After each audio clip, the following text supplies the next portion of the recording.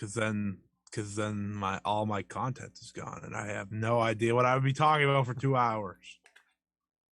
We're starting to stream, going out to YouTube, going out to Facebook, going out to Twitter, apparently.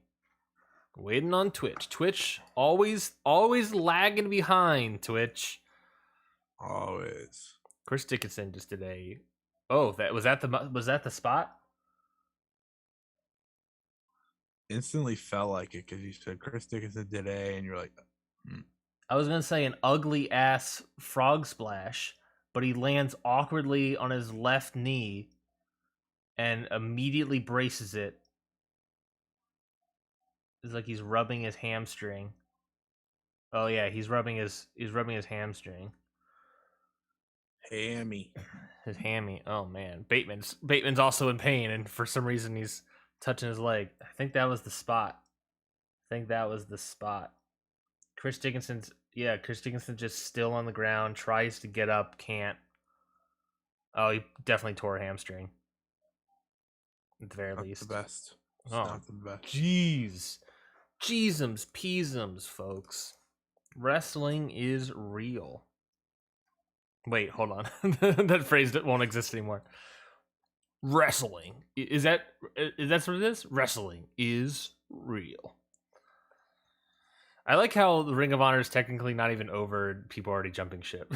People are signing contracts, being like, I always expected them to. Like, I'm shocked actually that it was Lethal that did it first. Like, legitimately did it first. I mean, people going to GCW is not jumping ship. No. People going to Beyond, not jumping ship. People going to... Oh, wait, Bateman just pinned Dickinson, so they called it in the ring. Dickinson's definitely injured. That looked bad. People going to New Japan, I won't even count. And I don't think there has been a single person that's gone to New Japan. For Ring of Honor, I wouldn't count New Japan, but like... Yeah. I'm thinking like legit... Jonah Rock, I count.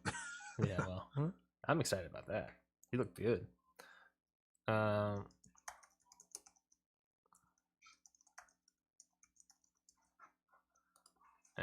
we only talking about 2 shows?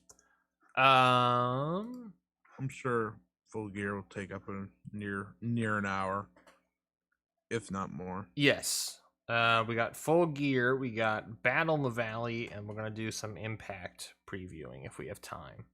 Oh, gross. Really depends on how much we talk about Full Gear, I'm betting. All right, well, I'm going to do everything in my power to talk more about Full Gear. I would fully expect nothing less there. We're going to get this show started on Impact. Oh, yeah. I'm all the way out on Impact. I was reminded yesterday that Moose was world champion. I was like, oh, fuck this. I only want to bring it up because it looks like honestly, there's parts where I'm like, okay, that looks fun. That looks like a fun match. Are they doing Alexander versus Suzuki there? No, not that. At least not announced yet. They could actually. Unless they didn't announce the match yet. No, they've not announced the match yet. Idiots. Idiots. We're gonna get the show started momentarily, people. If you have any questions, I should say, if you're watching this live, if you have any questions, comments, or anything about any of the topics we're gonna be discussing today, please leave it in the chat or do something that we'll be able to see them because it worked so well last time. Yeah, leave it in the chat. Hopefully, I'll be able to see it. Hopefully, I hope I'll be able to see it. There was that one time where I'm like, oh wait, Maddie B, you've been tweeting at us the entire time. You've been YouTubing, commenting us the entire time. So hopefully we'll be able to see that stuff. I don't know why that happens, and it's kind of frustrating.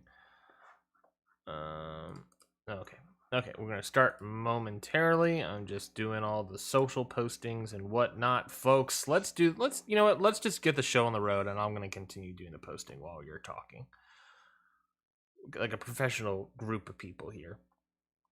You ready? I didn't do a mic check. Born ready. Let's do it. I'm just gonna do an audio check real quick with this with this music.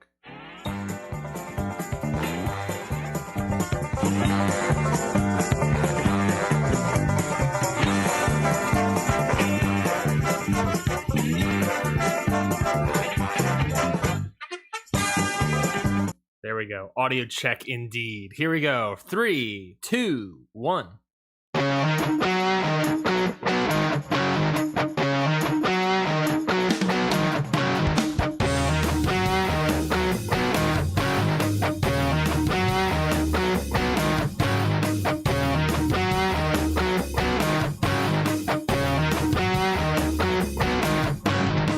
Everybody, and welcome to Ring Post Radio, the only show that is live here on. It's almost like a morning show for wrestling fans. That's what it is. The only show that's live here for you and your podcasting ears on a Sunday morning, live on Twitch, YouTube, Facebook, and Twitter. But of course, the podcast you can listen to at any point between now and the future.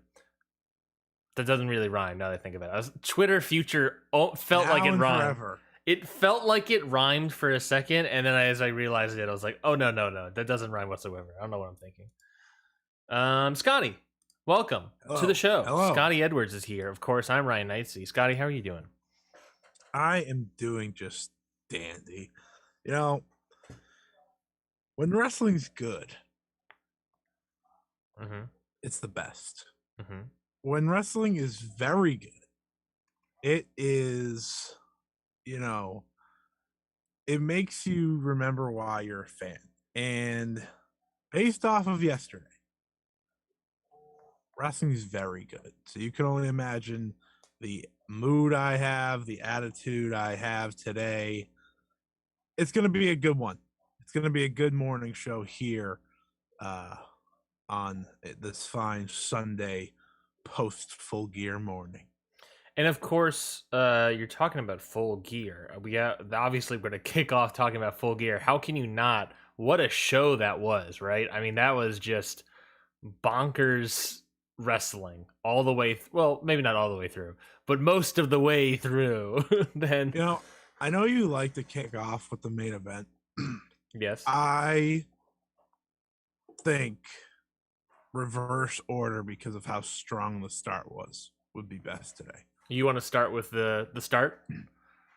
Yeah, only because I think the opening, like 4 or 5 matches were just so strong that I feel we could get more takes out on then, because, it slows down a little in the later half, and then, of course, the main event. So I think that'd be my preference today.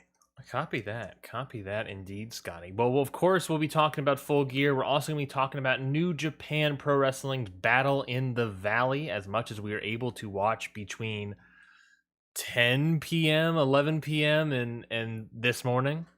While also getting our beauty sleep, our much-needed beauty sleep. Well, maybe not much needed, but required beauty sleep. It was much needed, and I did not get nearly enough. I worked for 8 hours yesterday. Came home, watched Full Gear for 17 hours. I mean, it was a long show. It was a very long show. 4.5 hours to be exact. And then I was like, okay, I'll put the New Japan show on, put it on, watch 4 matches there, then finally went to sleep, and here I am. Oh, yeah. You're getting the freshest version of me. I got all these fresh thoughts clicking in my head. I love it. Not many hot takes, though, which is a shame. I love it. Well, I feel like I got... Well, maybe not necessarily bad. I got a couple. I got a couple in the barrel, I guess. And of course, if we have time, depending how long the Full Gear conversation will go, because I think that's going to take up most of the show. It was, what a show that was. We're also going to be talking about previewing Impact Turning Point, which is happening, an Impact Plus pay-per-view happening this upcoming Saturday. We'll talk. I know Survivor Series is also next week, also on Sunday, but we can talk about that and preview that show when we do Ring Post Radio next week. But right now, of course, we are here to talk and discuss and to live our life through the great show that was Full Gear. I love this show, Scott. What a mark. Thank you. I love this show so much. I thought this was an outstanding. I mean, you You know how much I enjoy the AEW product. You know how much I've enjoyed that style of wrestling and whatnot. Because the style of wrestling in AEW is a lot of different styles of wrestling ultimately. But it is, to me, it was just such a fantastic show. Match of the nights all over the place. I can't even decide what was the match of the night. Honestly, it's just I just thought this show kicked it out of the park. Kicked it out of the park. Kicked it out, hit a home run. Yeah, Mhm. we can name all the Mhm. little sayings. This was, to me, the vision that AEW has been for a very long time. This was, to me, the complete vision put all into one, in terms of a wrestling pay-per-view. Their new saying is, we are the pro wrestling brand, promotion, company. And this was, I'd have to think back to the beginning of the year and whatnot, but this is top 3 show of the year at least, just in terms of incredible pro wrestling, awesome moments. It had everything. It had everything, and they didn't need to have the surprises like they did it All Out to make this incredible. They just needed to deliver in the ring. And really, that's what every wrestling show should be. It should be about what's in the ring, what happens, what makes you remember. And that's what the show was. It was, it's just one of the best shows all year. They've hit back to back home runs for pay-per-views. Yeah. I actually think this, in terms of a full show, complete show, is better than All Out. But of course, All Out will be a show people never forget because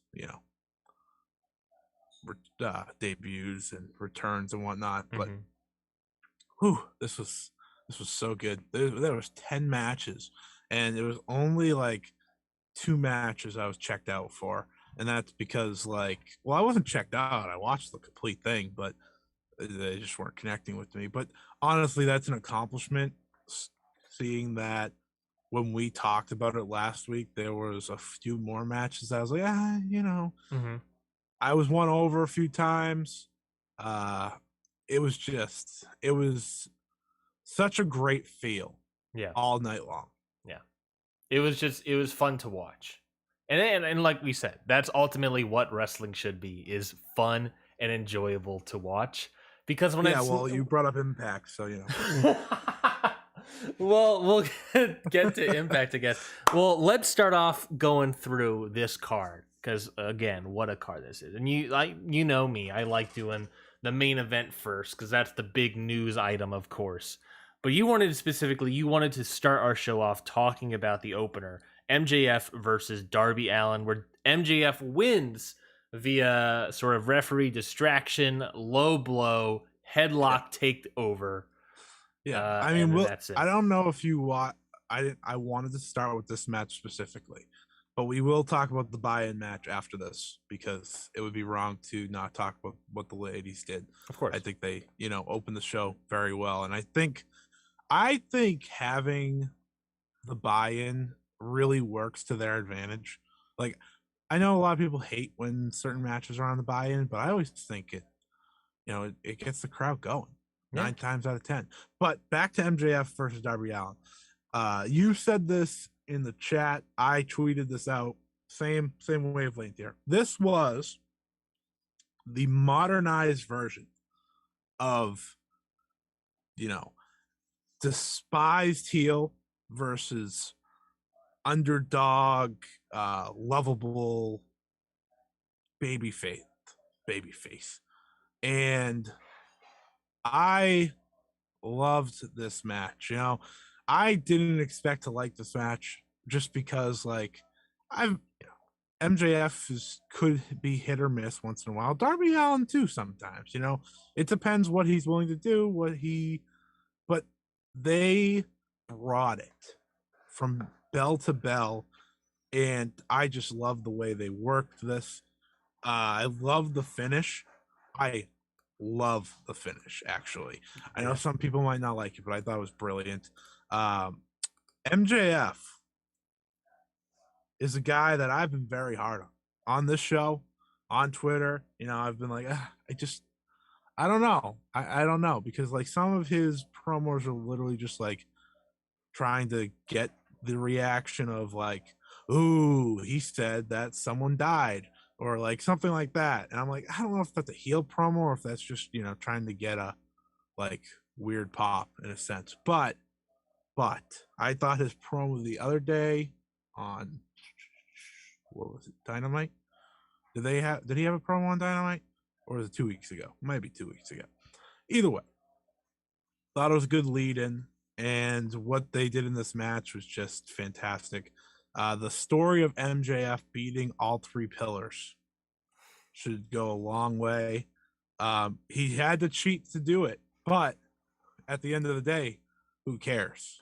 Because they're building MJF for an eventual title reign, and he's having matches that I think people can realize, okay, title reign won't be too bad.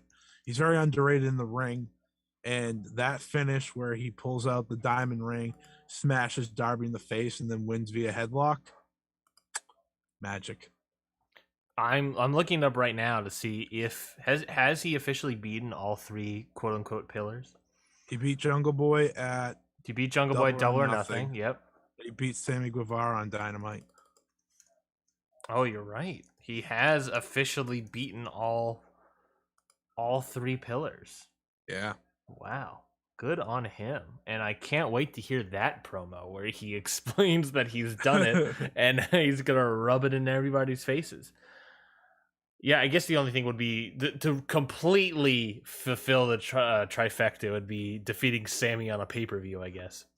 No, yeah, this match was outstanding. Like when we say like, I think I think my comment was it was an old school match with modern flair, and what I meant by that is that the match was very much like you said, broken down old school style. We're gonna slow it down. We're gonna do mat wrestling. We're gonna have the classic heel heat figure, the classic underdog babyface go at it, and we're just going to try to do this sort of old school tactics. The modern flair, obviously, is we're going to then, on top of that, add some high spots, trickle in some high spots here and there. We got the coffin drop off the top rope onto the floor. There's also many other coffin drops throughout the match. We got the, I believe it was MJF doing a tombstone on the apron. Yeah, on the apron. That was wild. That was insane to watch. So we got that spot as well. Like we're doing, the point of it is to do the mat wrestling, but then sprinkling in this sort of modernist, high spot energy throughout the match. Not only I think it was like Mikey, another member of Count, obviously. He said that like normally like those sort of old school matches bore him because it's he's obviously we're all used to the modern stuff now. But it got him invested in this match, and I think that is what's great about, and I think MJF and Darby Allen showcase how you are able to do an old school style match, and that is by trickling in things that can keep people invested, like doing a high spot coffin drop, doing a tombstone pile driver on the apron, if you like, doing those sort of things of like, because at the end of the day, you just come back to the great mat wrestling to make them, just have an outstanding match. I thought this match was outstanding. I thought it was on Darby's end, I thought it was a great departure from the Revolution match he had with Sammy Guevara. Same spot of the card, the opener, same person, Darby Allen, and he had completely different matches. That match was a high spot fest all over the place, high energy, killing each other, versus this match, which was, I'm going to be the guy that beats you through wrestling, and that is my goal. And ultimately the heat, of course, is that he beats him by punching him in the balls with he doesn't punch him in the balls, he punches him with the dynamite ring. Right in the face. So ultimately, you know, I guess one single punch with a ring, diamond He beat him encrusted via ring. headlock. He beat him via headlock takeover, man. Yeah. That's how he won. That's how he won. That is true. And I loved them going back to that Yes. time and time again throughout the Yes. match. That was just such a little thing that I was like, you know, some people might hate this because they were repeatedly doing it, but every time it becomes a closer fall, and I just thought that was just fantastic. I also love the selling of the knee by MJF. I thought he was really Yes. good throughout the match with that. Yeah, he was very great, very consistent with it too. Yeah. Because it's not just when we're selling knees or selling body parts, Yeah, like people forget sometimes. people do it all the time. Yeah, and then people forget and they aren't consistent Yeah. with it. And I get it. That's a thing you have to remember constantly. And there's like things people do while they're wrestling to remember that. I've noticed every year. It's like, oh, this knee's hurt. I'm gonna adjust my gear to remember that this is the one knee. Like there was a point where I think Darby messed up and did the wrong knee. He did like a chop block to the back of MJF and he did the wrong knee. He did both, yeah. Yeah, I think he did. Yeah, he did ultimately both. But yeah, I thought MJF selling was outstanding. I thought Darby's just baby face energy here was great. Sting coming out and beating up Wardlow and Sean Spears was hilarious. I've never seen someone beat up someone with a chair while holding like the head of the chair, like the actual back of the chair, and then beating him that way. That feels like that. I don't know why, but it feels like it hurts more. This match, this was so good, and what a way to start a pay-per-view. Yeah. It was such a high point to start. This was big for me because I think this was the match that MJF shook off the filth of the Jericho feud. Yeah. Of that. Oh yeah. For me, because I think that's what soured me so much on MJF. And now he just feels like a completely different guy. Like he feels refreshed.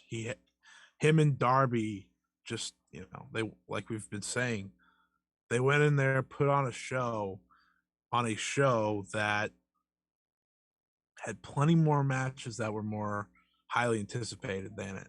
And credit to them. They got the first shot of the night really on the main card and they delivered.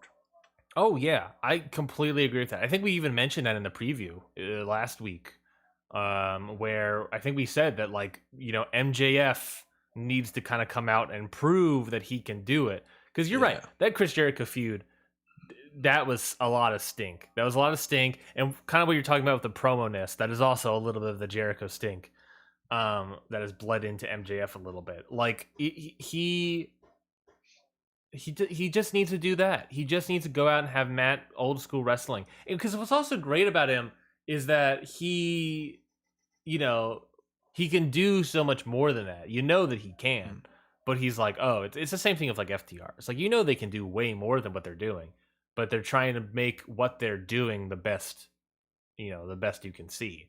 And I thought this match was outstanding. I cannot praise this match enough. I thought it was just so great. I went 4.5 on it. I thought it was just so freaking good. Like it was amazing. I could not believe it. I don't think I'll judge any match ratings that anyone has throughout the night. Well, I will for 2 matches, but otherwise, because I think it was such a insane night of emotion and just great wrestling that after a while, just tossing out things, that's where I ended up. I was just noticing that I was like, I don't even know anymore, man. This is nuts. But it was such a great match. I don't even think 4.5 is wild. I think that's very well deserved. I think what they were able to do in the I think them being the opener aided them so much. I think if you put that after, I don't know, say you switch that and the Super Click match, sure, that's a lot. It's a lot differently. I still think it's a great match either way, but they definitely benefited from going first. I totally agree. I think that also goes into it's not necessarily my huge downside here, but it's a downside I have throughout the rest of the night. I think if they just make this match a little bit tighter, I think this would have been super great. Like, it was just like, it was just, and that was a theme throughout the rest of the night of like, man, these matches are long, which is not like a huge complaint. But I think kind of also what you're saying is that if this match was like replaced with like the Super Click 6-man match, 6-man tag, I think this match would have suffered because it would have been fourth on the card, another 20-minute match of mat wrestling, you know, and that's not going to be the thing that gets people excited or pops them out of their chairs. You know, here's the thing about the timing. It didn't really affect me until the 5th match on the main card.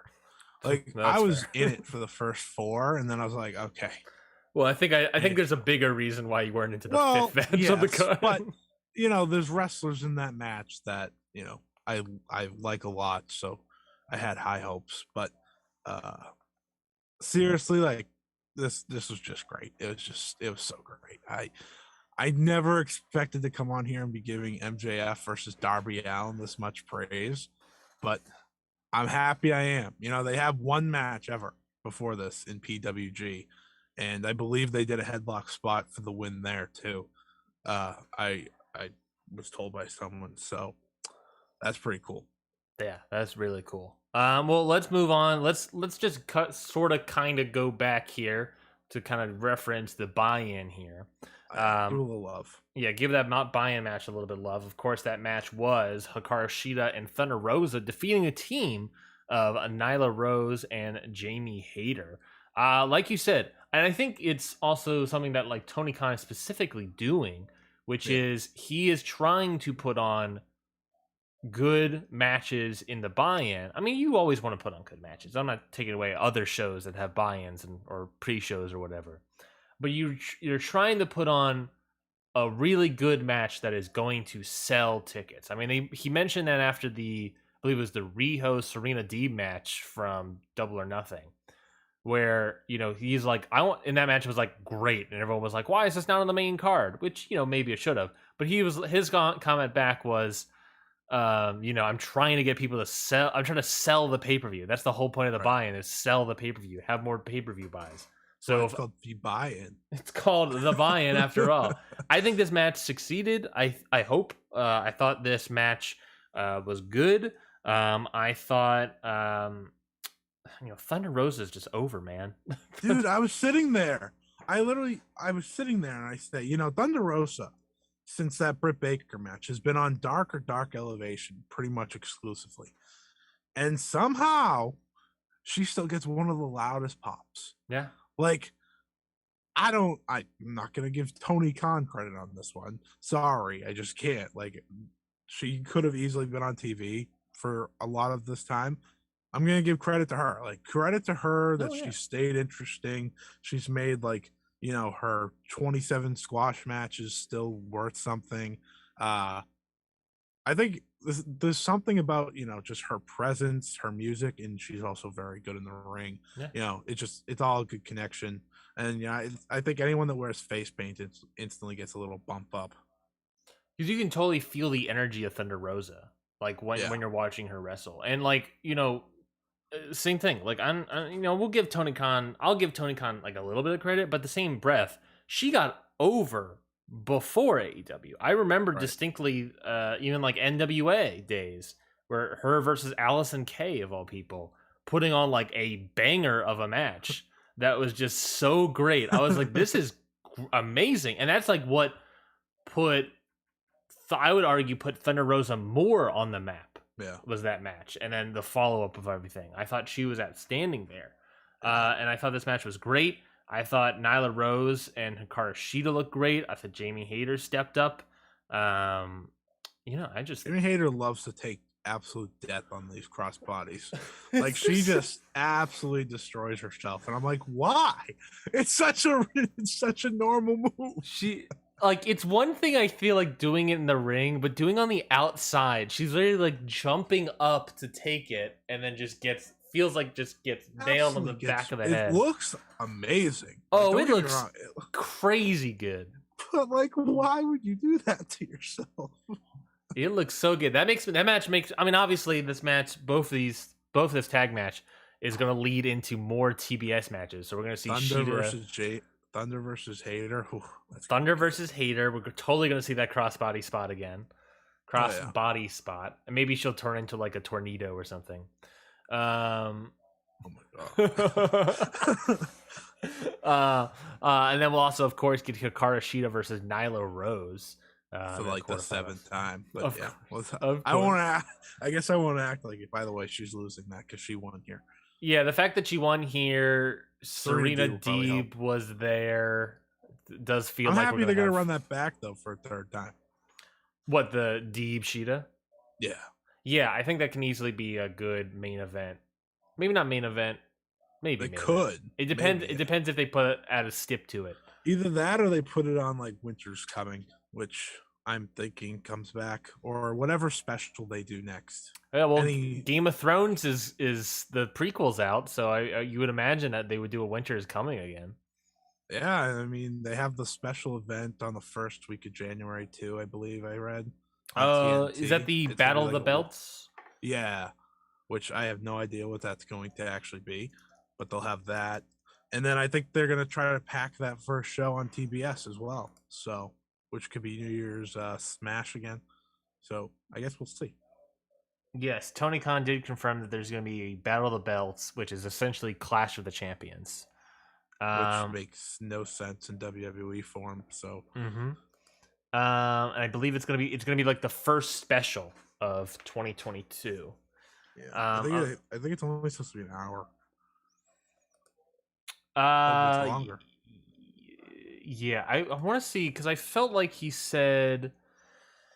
Let me look into Fightful because I remember there was the media scrum afterwards. I felt like he said that he was going to give more information, but I don't see any news about it. So maybe he didn't give any more information regarding that event.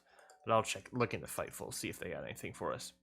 Because he was also going to talk about the Owen Cup, so we'll look into that. But yeah, I thought this match was outstanding. Let's move into the next match. The next match. AEW World Tag Team title match. The Lucha Bros retain their titles.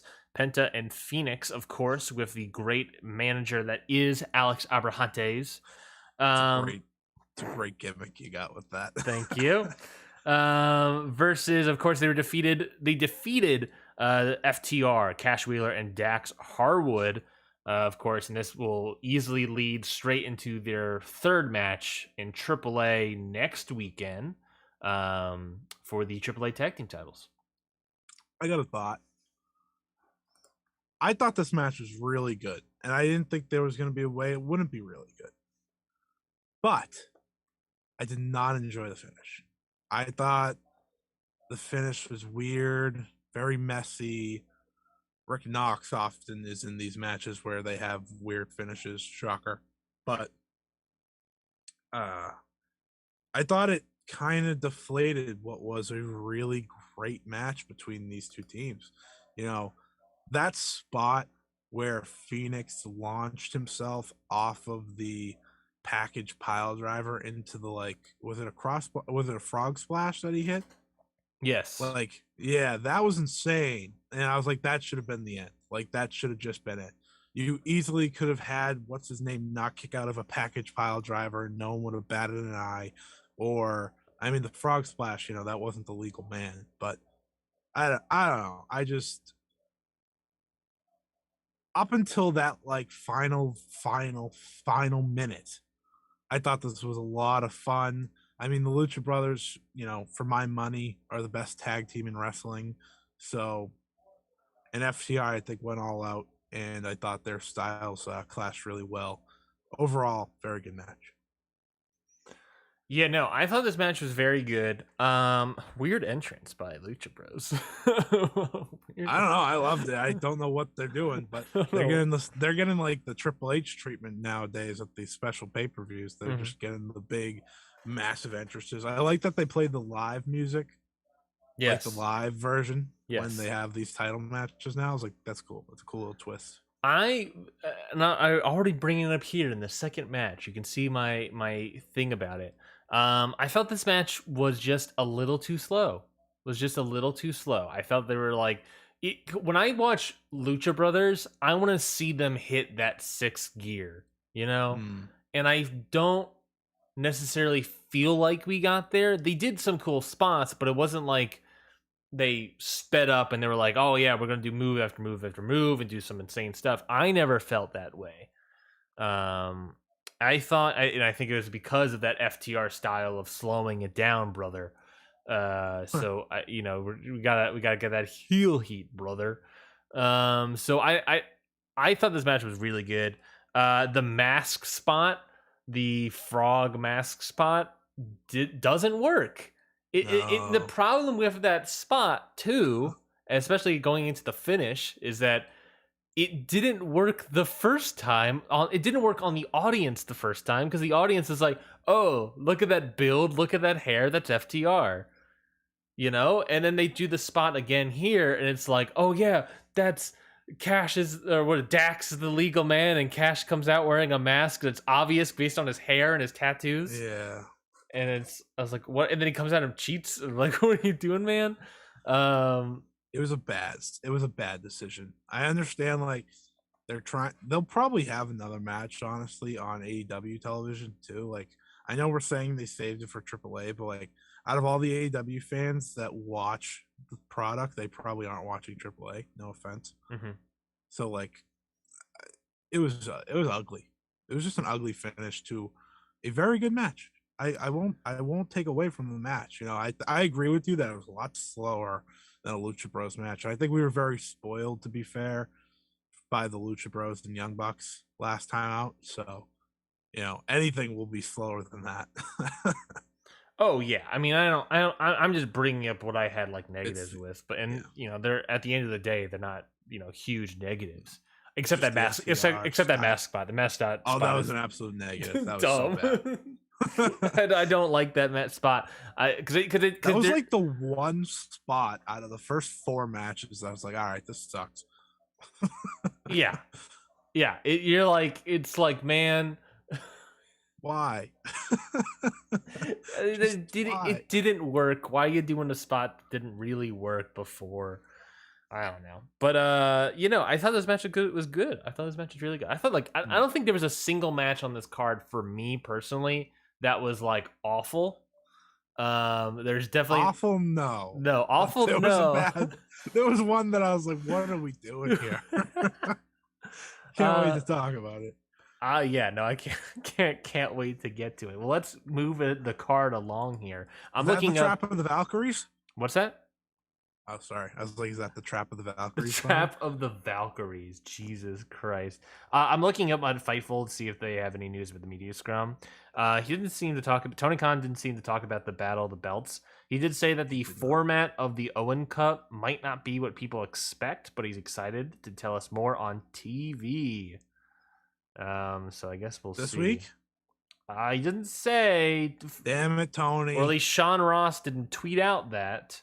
But damn it, Sean Ross Sapp. Definitely had many of characters to. All right, I'm done talking about Sean Ross Sapp. Let's get to it. Yes, let's get to it. The Trap of the Valkyries is playing in the background. It is, of course, the AEW World Title Eliminator Tournament Finals with Bryan Danielson going over Miro here by referee's decision. Okay, so I thought about it.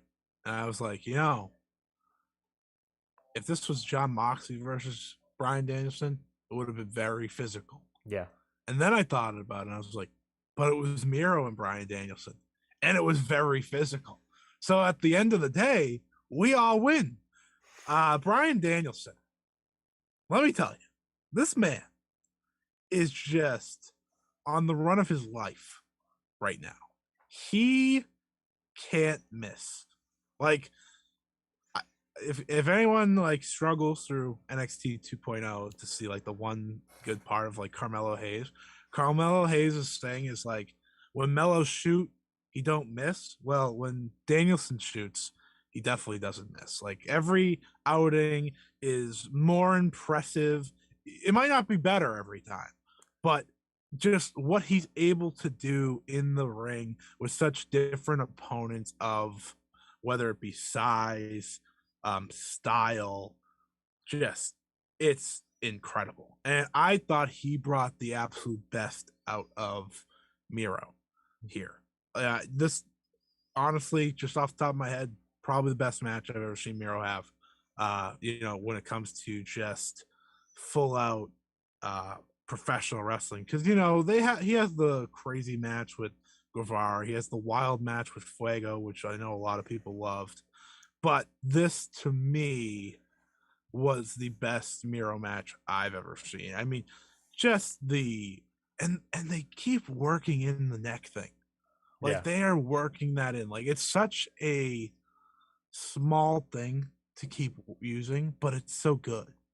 And I thought the finish to the match was awesome because like that DDT off and then just like he was instantly out. It was like done. He's like a rock'em sock'em robot where you just hit him that one spot and his head just pops off. Yeah, and Danielson, I mean, him versus I'm not gonna spoil it for those we haven't got to the match yet. But Danielson versus you can AEW say, World spoil Champion. No, can't spoil it. Can't spoil it. We haven't got there yet. Can't spoil it. I don't know. Maybe someone's like, this review is happening in real time. yeah.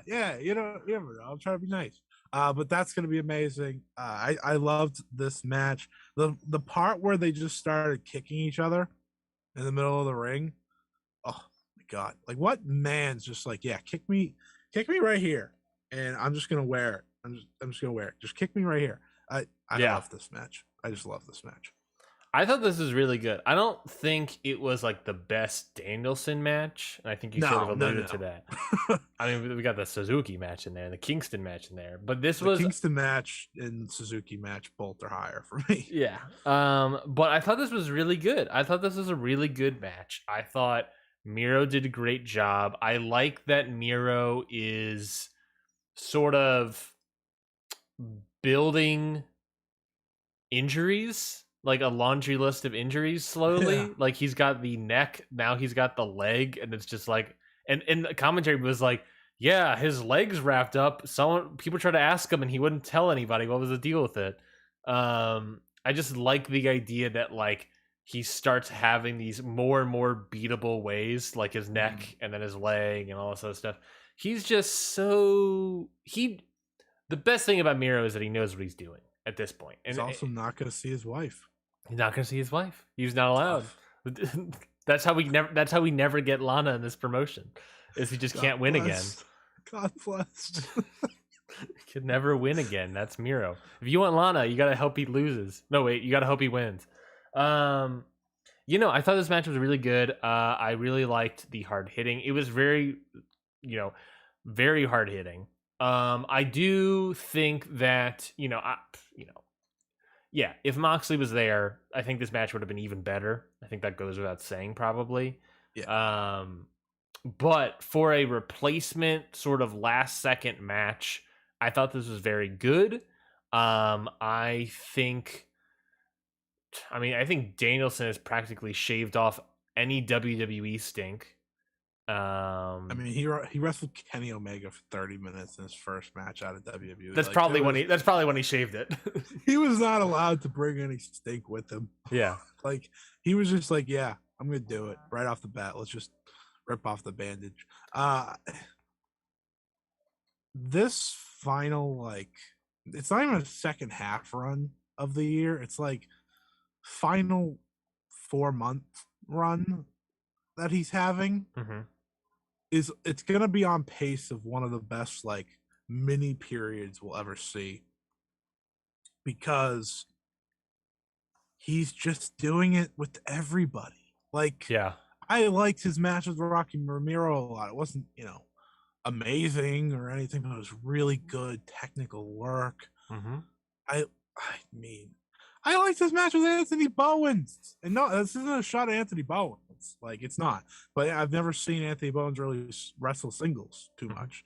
And, he brought the best out of Anthony Bowens. Like, the list goes on, and we just have so many other matchups that are going to be even better than this one, than the Suzuki one, than the Kingston one. There's just opponents out there, whether it be in AEW or, might have been in San Jose yesterday.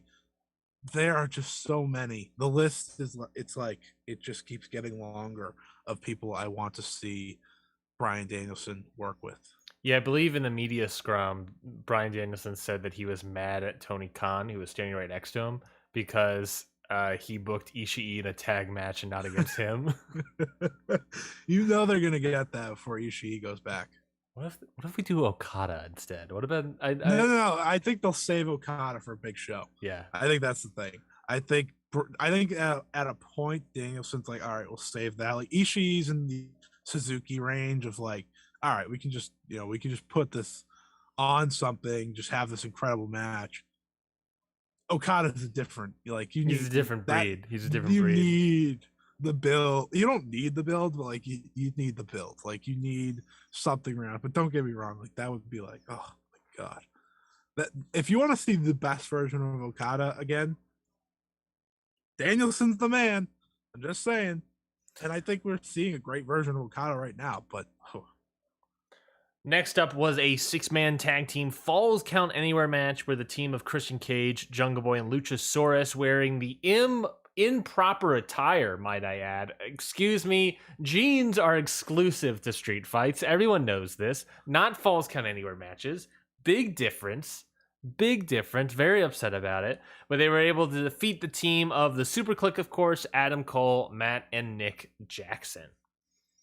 big shock that Ryan was able to find something he didn't like about Jungle Boy tonight. How dare he walk out in jeans? Who does he think he is? The gimmick remains strong. Who does he think he is? He's not allowed to wear jeans in a Falls Count Anywhere match? I sat there.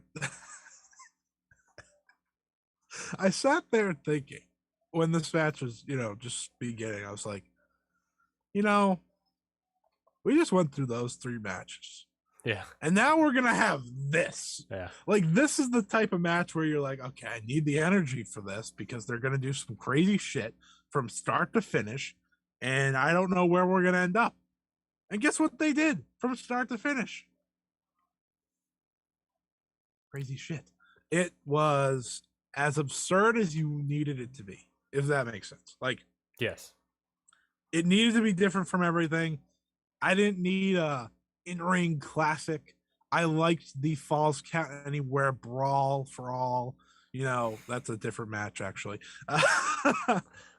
Like they just beat each other up. Adam Cole, my God, this guy took one pay-per-view for him to have blood again. Just get his ass beat. And I thought he had a great performance.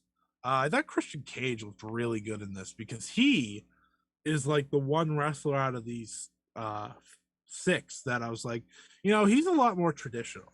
Yeah. Like, I mean, well, this is coming. He is. Of course, he was in TLC, like you wouldn't believe, and he actually is better than this type of match than most people. But it's been a long time. Since like 2005, he hasn't done this. So I thought he had a great showing. Luchasaurus, Jungle Boy, this at the end of the day, as much as Ryan might hate it, this this match, it was all about Jungle Man. I mean Jungle Jack. I mean Jungle Boy. I just pulled my JR in 7 different things at once. By the way, hope JR gets better. I know he's dealing with health issues. We wish him nothing but the best. Of course. But this, at the end of the day, this was all about Jungle Boy. He had to grow. It's all about him growing. It's all about him getting a big win because, Tony Khan hears Ryan Neitzey from the back complaining about, oh, Jungle Boy can't win anything. Jungle Boy stinks. Oh, yeah? I never said he stinks. I never said he stinks. Don't put words in my mouth. You attacked Anna Jay, too. So, like, it's just she stinks. It's a whole collective effort against Jungle Boy. Anyways, they just did some crazy stuff. I mean, you have the Young Bucks in there. So, like, I'm not going to expect anything else. Like, they know how to do these types of matches. Yeah. When Luchasaurus did the shooting star press, I lost it. Like, when Jungle Boy had that reaction, I was like, that's the perfect reaction. Because, like, I just watched him do it. incredible. And I actually loved the concerto spot, even though Jungle Boy acted like he murdered someone. I was like, all right, I buddy, have cool. that in my notes that Jungle Boy murdered a guy, and like, yeah, like I liked the idea that like Christian was gonna do, and then he's like, no, I can do it. I'll do it, father. I finally have grown up a little more. Yeah. I did like the spot though, and even though it was absolutely ridiculous, and this was a big win for Jungle Boy, a win that I didn't think they were going to give him. No, I mean, I hoped that he was going to have this win. I was really hoping that he would have this win because I think, like I've said it before, I'll keep saying it. He needs to have a lot more signature wins. If he's a pillar, he like the other three have signature wins. And even then, I mean, you know, maybe me being the gatekeepy asterisk boy over here, you know, maybe let's get a signature singles win also as well. But this was exactly what is needed for him. Obviously, it feels like we're leading into the Jungle Man territory after growing a beard, wearing ripped jeans. I prefer Jungle Jack. Or Jungle Teen. Let's do Jungle Teen. He's growing a scrappy beard. He's, you know, going thing. You know, jungle puberty. It's a jungle down there. I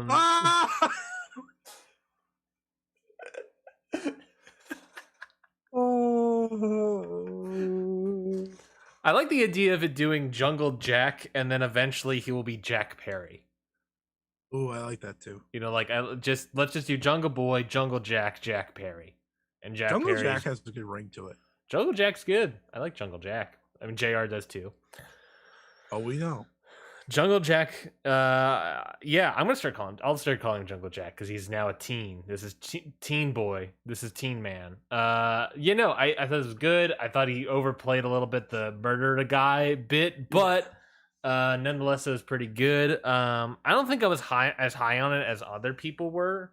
For some reason, I was like, I was being a real stinker at this point, where I'm just like, not enough falls count anywhere, please. Be more, do less in the ring. They did a Panama Sunrise from the stage. I tweeted out. That I was like, this match doesn't have enough falls count anywhere-ness. And as soon as I tweeted out, that's when Matt Jackson left the ring and started going up the ramp. And I was like, oh, never mind. Let me delete that.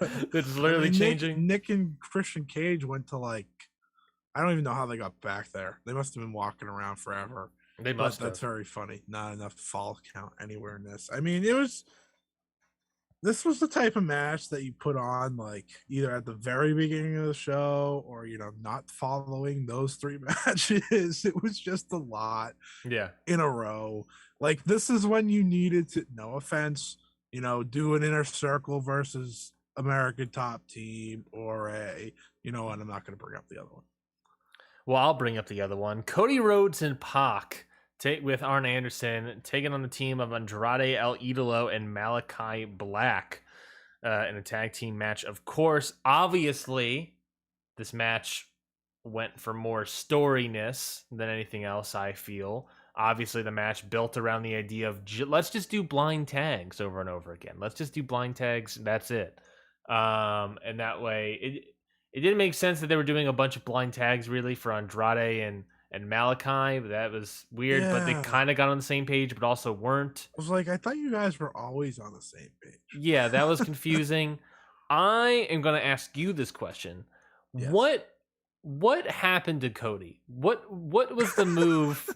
Because this match was boring. I'll say it. It was boring. This match was boring. It didn't click with the audience, and there's a reason why it's not clicking with the audience, Cody. The only time it was ever good was when Pac was in there. Pac and Andrade.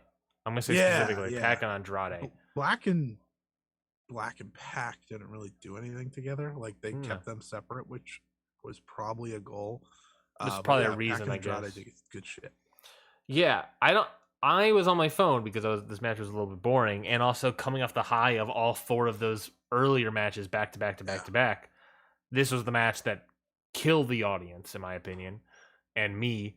So I'm looking at my phone. I look up, I look away, look back at the screen, and Cody Rhodes is now like he's like groggy. He's like, where am So where am I? And Pac is like, Bud, what are you doing? Get over here. And like Cody's like looking at him like, what do you want from me, man?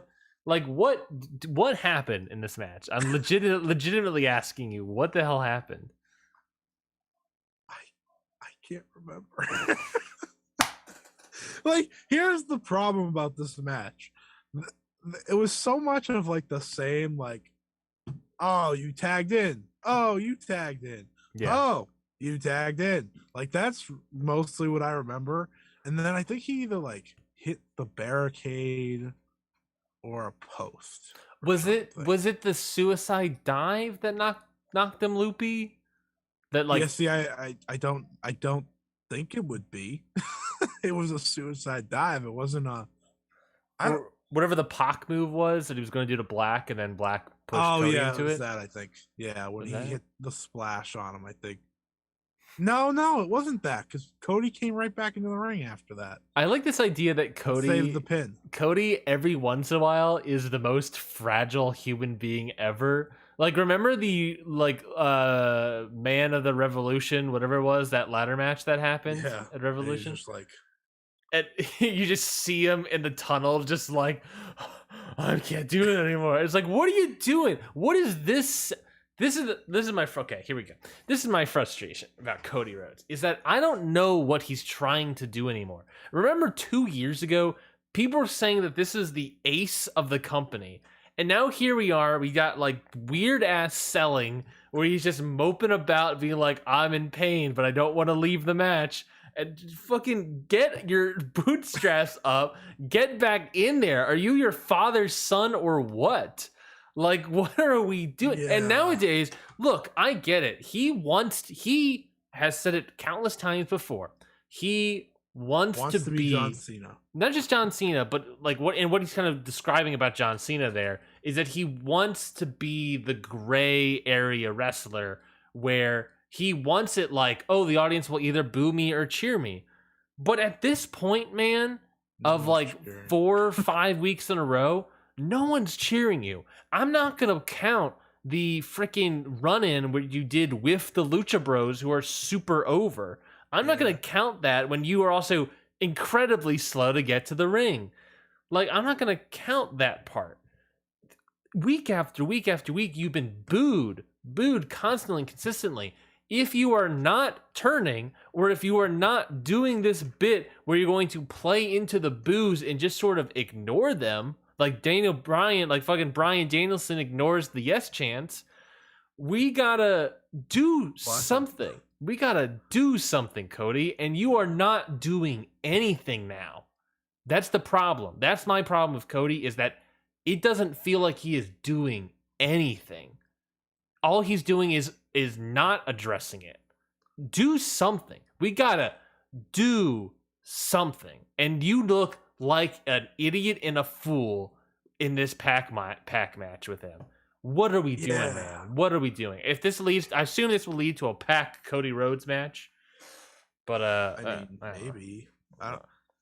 Cody seems very uninterested in wrestling as a whole. Like, that's what I keep getting from all this. Like, I understand, like, he has a lot going on and yada, yada, yada, whatever. But I don't know. I get the feeling that this isn't what he wants to do anymore. I think he's got a taste of everything else. And it's starting to, like, kind of go away for him, which is a shame, because if you go back 2 years ago at not Double or Nothing, at Full Gear, when he challenged Chris Jericho for the AEW World Championship, he was the most over babyface in the company. Promo of the year as well. Like, he was on fire.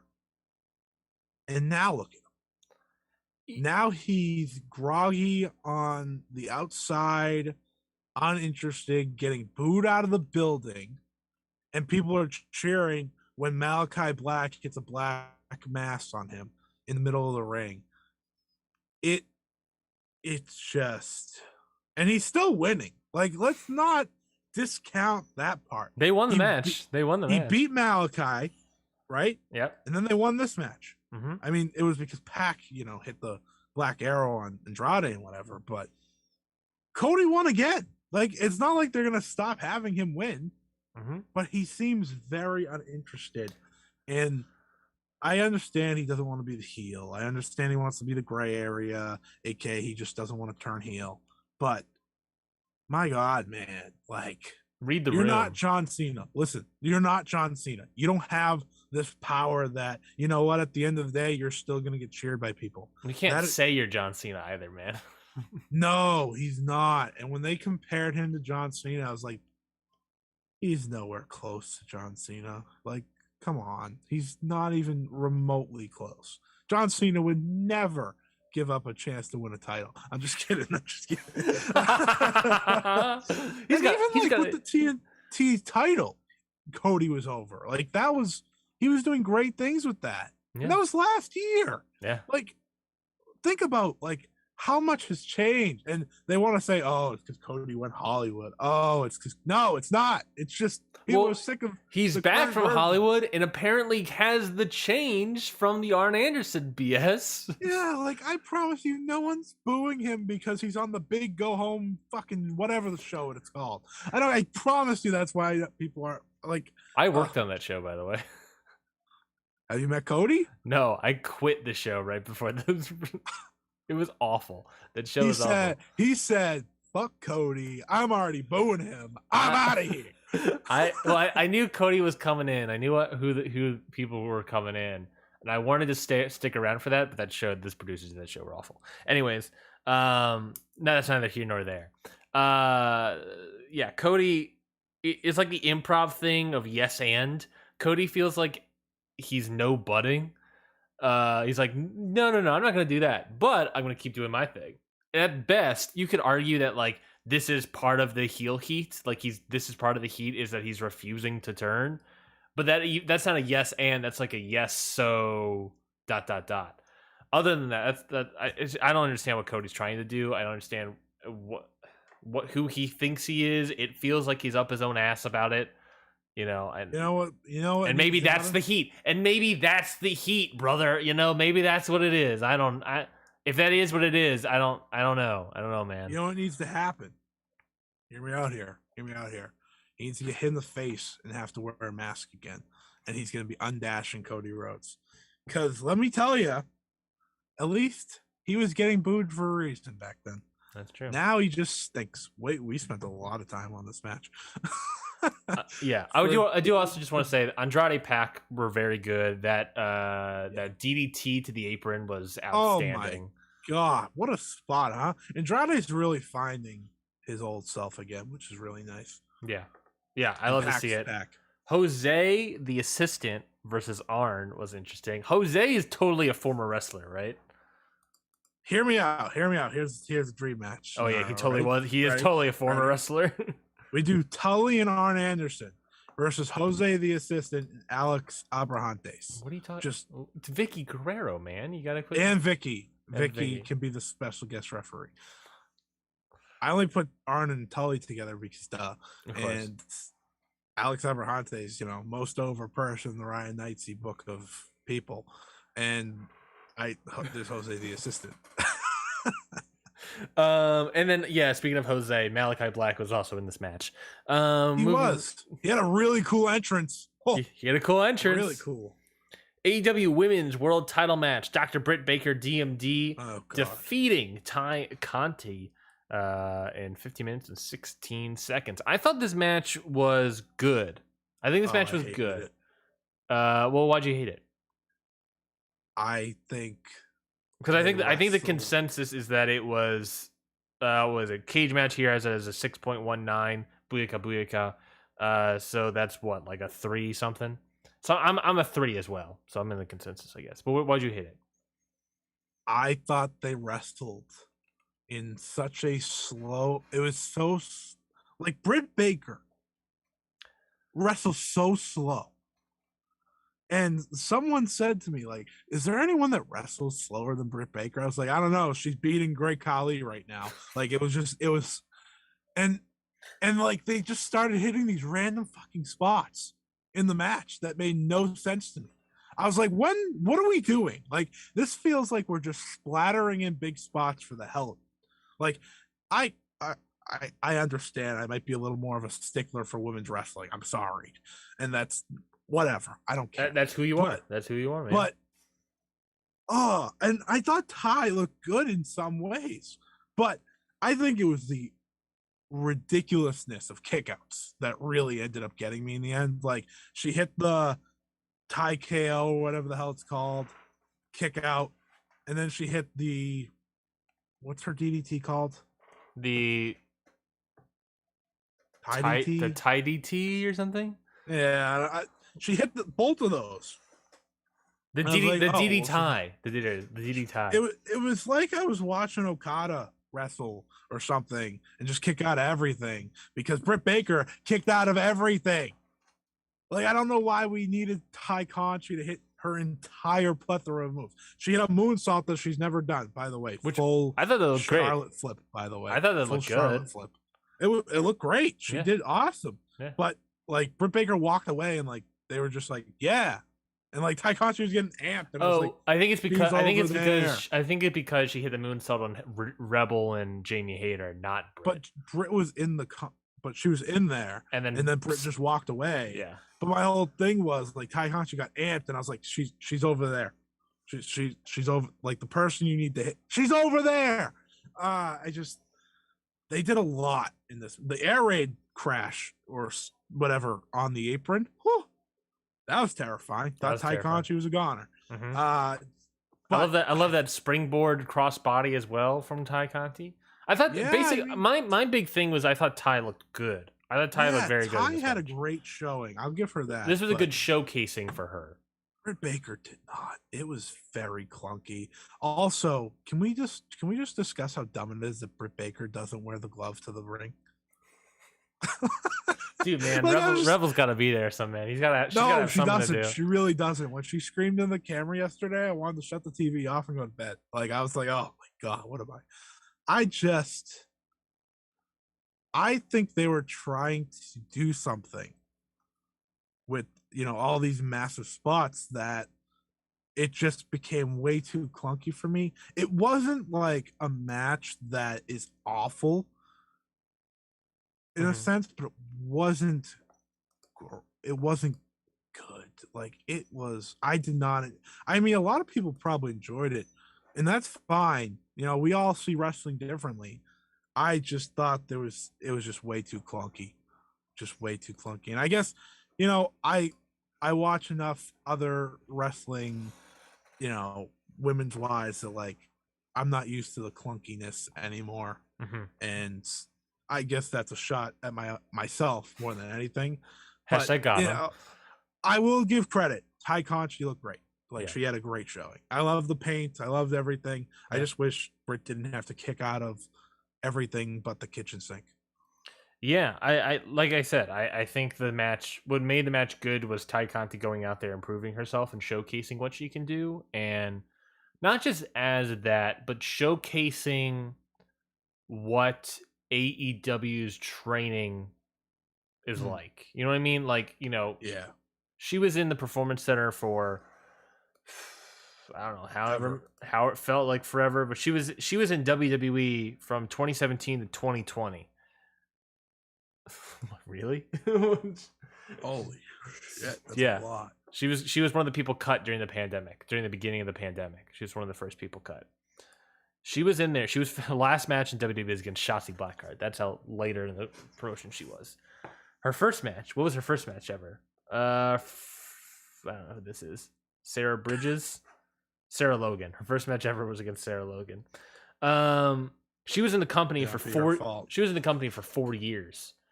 And we all saw what she kind of looked like when she started in AEW. And then from 2020 to now, look at what she's doing now. She's doing springboard crossbodies. She's doing Charlotte Flair moonsaults. She's stepped up in a year. This is the point. This is I think that's really gonna be my take of the match. Is that the match was, in my opinion, good. I could see why you don't like it. But what it really shows and exemplifies is how quickly these people are getting better, and the potential for these people. Obviously, it differs from person to person, but how quickly these people can get better. And I think Ty Conti proved that tonight. She's still got ways to go, but imagine if she got this far in a year. Imagine what she's like in 4 more years, at a total of 5. Imagine what she's like after she spends the same amount of time as she did in WWE, but with AEW. Imagine where she will be. Yeah. I mean, I always liked Ty Conti, like, even when she was in WWE. I always thought she had something there. I think her background, it aids her a lot. And, she put a lot of the pro wrestling into her match tonight. Mm-hmm. I will give her the credit more than anyone. I think she had a better showing than I expected. She was the clear plus of the match. Mm-hmm. That being said, I definitely still have problems with the match, but not enough to have to continue harping on it. CM Punk went on to defeat Eddie Kingston in a one-on-one match here. Excuse me. This match was also great. This match was great. This is on. I also gave this 4.5 stars. I gave this 4.5 as well. It was up there with the MJF Darby match for me. This was my one of the night. Yeah, this was an outstanding match between the two. Just the spots, the callbacks, the references, the who was it? I think it was Bryan Danielson that said in the media scrum. Bryan Danielson had more comments about Eddie Kingston in the media scrum, which I found was interesting. They're continuing something. Give me more. I was like, I'm fine with that. I feel like they're holding it over until Jon Moxley comes back, which I believe in the media scrum, Renee also gave an update that's saying Moxley's getting better every day as it passes. So that's good to hear. But he made a comment that was like, after our match, Eddie Kingston went out to the bar drinking. I went back to the hotel room and did some stretching to get my body better. I'm eating healthy. I'm doing these things to make sure I'm healthy. I'm older than him, but I'm trying to do these things to make sure I'm better. He's like, Eddie Kingston's shoulders still hurt from when we wrestled 2 weeks ago, and I've had a match. I've wrestled every single week I've been on television. I am out there to wrestle, and I'm doing that. And he's like still in pain. He's not taking care of himself. But what he went on to say was, because of all that, the fact that Eddie Kingston was able to hit his limit and then keep going is a showcase of Eddie Kingston's heart. And I think this match showcased that ever so. CM Punk was outstanding. I think this was CM Punk's best match in the promotion. Best match, obviously. I was going to say a long while, but he's been gone for 7 years. Definitely his best match in 7 years. What did you think of the match? I thought everything about it screamed, these guys just get it. You have 2 guys who grew up on... They didn't grow up... Well, if you read Eddie Kingston's article, he didn't grow up on, Hogan and Austin, and no, he grew up on, Kabashi and Nasawa. Yeah, he grew up on the All Japan Legends. Mm-hmm. So that's instantly a style worked into what he wants to do. And Punk is a guy that, he grew up on some WWE, but he grew up on Funk, Harley Race, Flair, they're both old school in different ways. Yeah, they're both non WWE centric old school. And man, they just brought the fight. This was exactly how this match needed to be. The Kingston back fist to kick off the match was awesome. Oh, just dropped him. Trapped him. He dropped him, and Kingston just goes, ah! Like, he was so happy.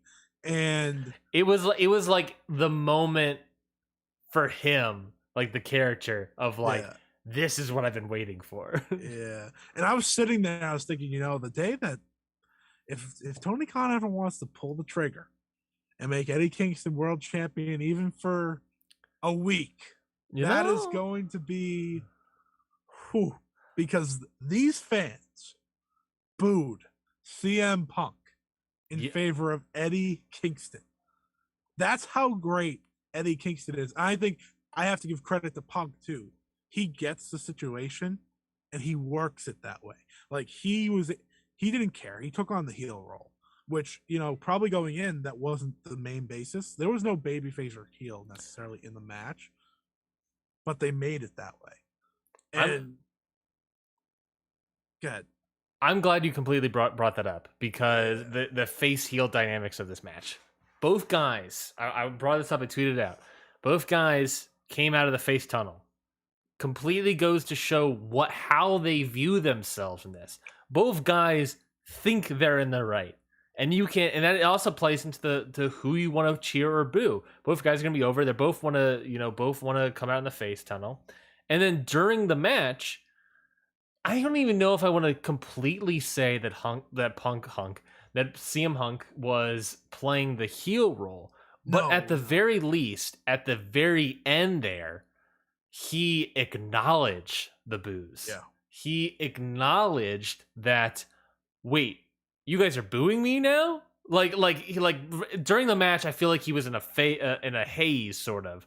And then like he's doing those knees, and then he like stops and like listens for the first time, and he's like, wait, what the? And he's like basically to himself, like, what the hell? I thought we were pals. I thought we were friends. Like, said you were a friend with me last Friday, and now you're booing me. And then he's like, screw this, I'm gonna put him away. And then he went off and ran. And then he got cheered. That's when I felt somewhat worked as the heel. Like when he was throwing those knees, because he was like, okay, I'll play to you guys. I will. Yeah. I'll give more reaction. Yeah. And man, Kingston has 2 incredible matches in his pocket now with Danielson and Punk. And I think, on my sheet, now people probably like Suzuki Danielson probably a little bit more, but on my sheet, I have Kingston Danielson higher than that. So that means Eddie Kingston, for me, has given CM Punk and Bryan Danielson their best matches. Eddie Kingston's a guy that, I mean, you read the article. He's a guy that, 3 years ago didn't know if he was going to be living in his home, let alone wrestling and on the biggest pro wrestling promotion in the world right now. And now he's not only doing that, but he's putting on a show with CM Punk. They had 2 weeks to build this match. And for me, going into it, it's the second most highly anticipated match behind the main event. Yeah. That's an accomplishment. That's an accomplishment that you were able to put that together in such a short amount of time. It was tremendous. The blood, this was a match that blood actually made sense to me. Yeah. Because Kingston loved it. He laughed when he's like, yes! And then he wipes it all on his face. I was like, oh my God, this is just psychotic in every way. And they didn't hit big moves. They didn't need to, we talked about Darby and MJF earlier of, hitting these big tombstone. No, this match was old school fight. It was like the it wasn't mat wrestling. It wasn't mat wrestling whatsoever. That Kingston talked about when they fought in the concession stands and whatnot. This was just an absolute brawl from beginning to end. And I thought the touch of the first GTS, and then not ultimately ending the match, and then the second one, I just love that. I think it's a great thing because you still sell the GTS as one, you're done. Yeah, which I think is very important. But oh man, we were spoiled, huh? We were spoiled, man. This match was great. Yeah, let's ruin it now. I just want to say real quickly that like I would love Eddie Kingston to win the world title, but I think he is going to be the guy that never is able to win it. I think it just works for his character. It does. On He top doesn't of that need it though, either. on top of that though, AEW is in the weird sort of situation they found themselves. And obviously, I don't want to put any pressure on the man because what he's doing is more important. But whenever Jon Moxley is able to return, they are in a unique position where they can double turn a tag team group. No one's going to boo Jon Moxley. And if you put Eddie Kingston and him talking more about his story out there, no one's going to boo Eddie Kingston. But people have already started booing CM Punk. And people can easily boo Bryan Danielson once he starts hamming that up. We're looking easily towards a Jon Moxley, Eddie Kingston face group versus Punk and Danielson in a tag team heel group. And I cannot fucking wait for it. I think that could be the start because I think it's very much I think it's very well known that Punk and Danielson want to face the Bucks down the line, and I think, based off the main event, we're starting to sway a different way with the Bucks. I think, if that was all to work out, because, oh God, imagine Danielson's style if he was a heel. It would just be even more brutal, which would be amazing. And, CM Punk is one of the best heels I've ever seen. He just loves being a heel. So that could work really well. And just the idea of babyface Bucks versus heel Danielson, heel Punk is like,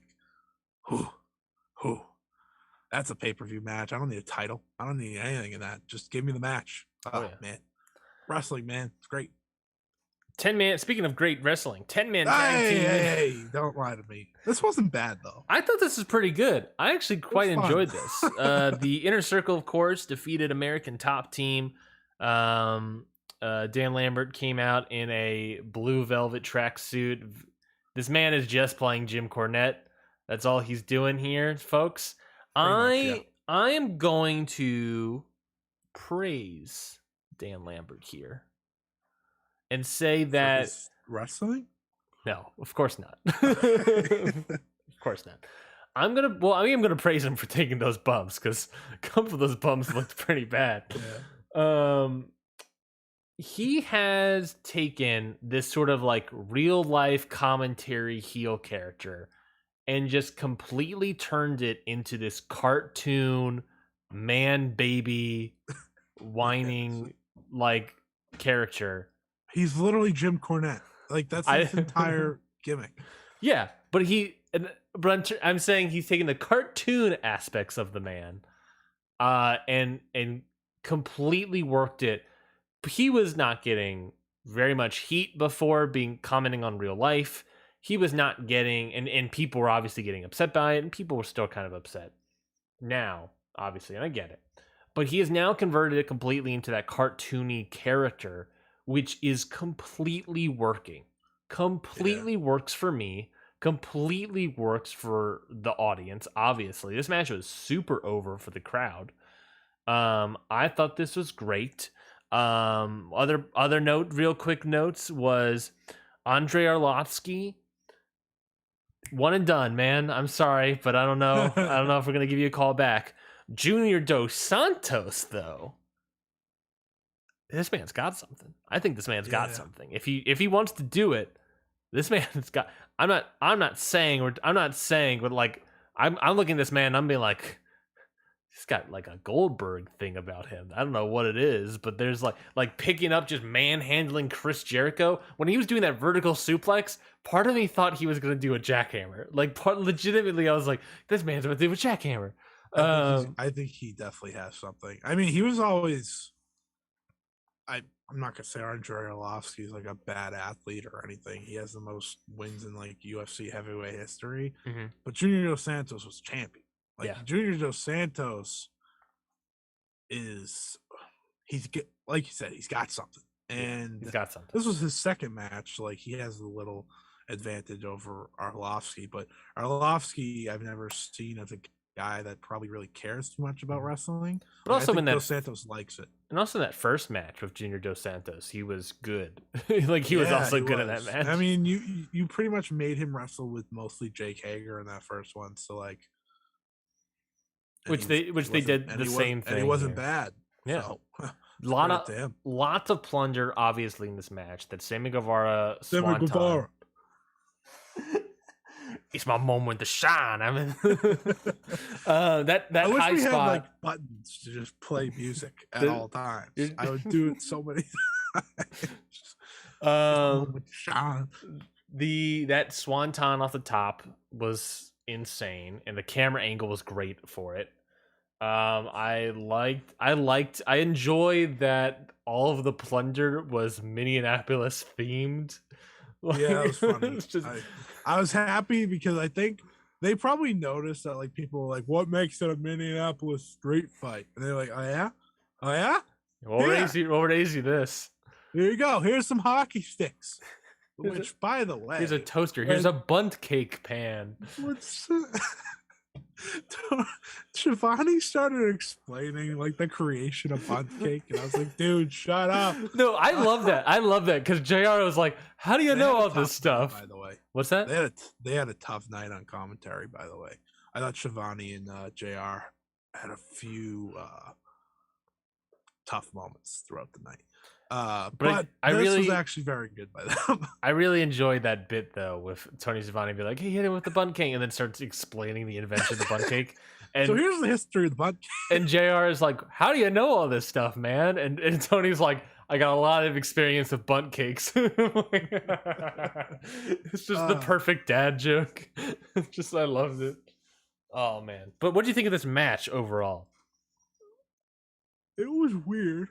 Ooh. Sorry, big yawn. Yeah, sorry. I caught you. I caught you at a yawn. Yeah, my apologies. Of course you did. Always. I meant to do that, of course. Was it I don't know how. Like, it was fun. People did not like it on Cage Match. Well, that's because people. I'm over Inner Circle. Like, I'm very over Inner Circle. Mm-hmm. They just don't have any need to be around anymore. And I said this the other day to someone. The beauty of Chris Jericho for the past decade, right, was that he'd do something really great for a couple months, aka Le Champion, and then he'd go away, and then he'd come back with something new, and then he'd go away. We never got the go away between Le Champion and now. We have not got it. Yeah, he misses like a week or two here, but we've never. No, now it's just like very flat. And listen. If I look at all of Chris Jericho's career, big fan personally. Yeah. But right now, I do not care. I don't care about him. Go away. The match was fun. Heat. The match was fun. I thought Santana Ortiz did really well. With the weapons, they had a good time. By the way, maybe the most underutilized team in all of AEW. I just think they've been floundering since they debuted. Like they just let them go be a tag team, please. I mean, Sammy Guevara did crazy shit. Of course he did. That's why he was here. I forgot he was TNT champion though until last night. I saw him take the title off, and I was like, "Holy shit, who knew?" Can't wait till he gets to defend. Well, not this week, but I guess we should bring that up. I think that happened right before the street. No, fight. It happens after. Oh, was it? Happens okay, after because he walks out shirtless. Oh yes. I was like, oh, couldn't find a shirt. Scotty clocked that. Yeah, I did. I sure did. Sammy Guevara pulling off the Jeff Hardy, dive of faith and just hoping you don't die. Quality. Jake Hager didn't even remember he was in the match. Shockingly.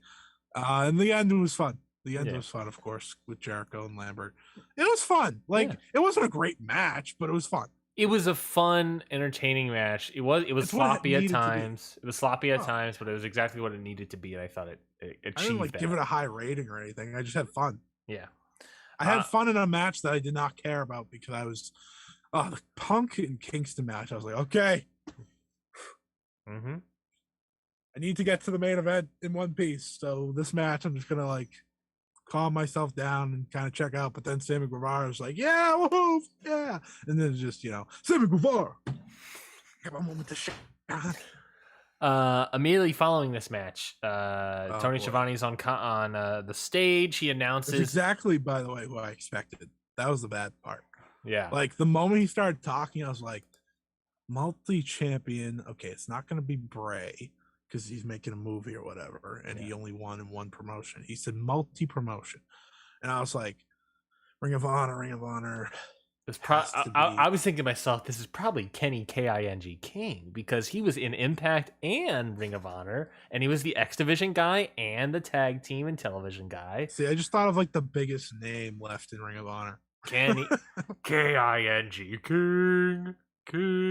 Yeah, so Tony Schiavone's out there on the stage. He announces that they've signed a new person to AEW, and who walks out? None other than Jay Lethal to the Black Machismo to the music.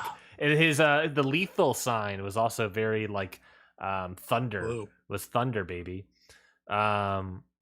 So yeah, Jay Lethal, seemingly signed to AEW. Obviously, as a member of Ring of Honor, he still has his contract to do. According to the media scrum, Tony will not be a final battle.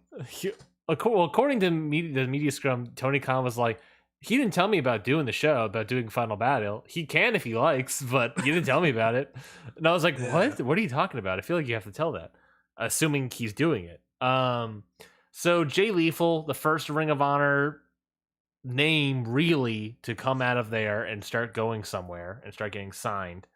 Lot of controversy surrounding Jay Lethal. Obviously, it should be mentioned, of course, that he was a person that was named during the Speaking Out the summer of Speaking Out, for lack of a better term. There, he's a name there during the Speaking Out movement. You can look into the details. Someone went into it. Basically, there have been some women have one woman levied a bunch of complaints and saying she was uncomfortable around him based on an experience that she has seen and involved in. And there was a seemingly an investigation done by the human resource team at Sinclair. They seemingly found nothing. There's another issue with another female wrestler regarding Jay Lethal, and where that one seemed more like, more personal, I guess. But in the same breath, investigation was happened, didn't find anything. No charges were ever found. I'm not saying anything like that. Those are the facts of the matter. No lawsuit was ever made toward anyone. It was just sort of brought up, and then the investigation found nothing. So I'm not taking away from anything because those are real experiences of people. So I don't want to devalue them in any capacity, but it feels like that is important to talk about. As if you look at the replies of Jay Lethal's All Elite tweet, thoughts on Jay Lethal combined with his wrestling acumen, his star power, the Ring of Honor-ness. He has no star power. He got cheered. He got some cheers. He did, but I've never seen him as a star. Like, I always remember him as the guy that thought he was too good for other promotions. Like, he did minimal with New Japan when they had that relationship. He didn't do too much. He didn't go to Japan much. We know he didn't sign with WWE. He went from Ring of Honor to TNA to back to Ring of Honor. Pretty much a Ring of Honor lifer, it feels like at times. Like, he feels like one of the. And does he really add anything to that roster that they don't already have?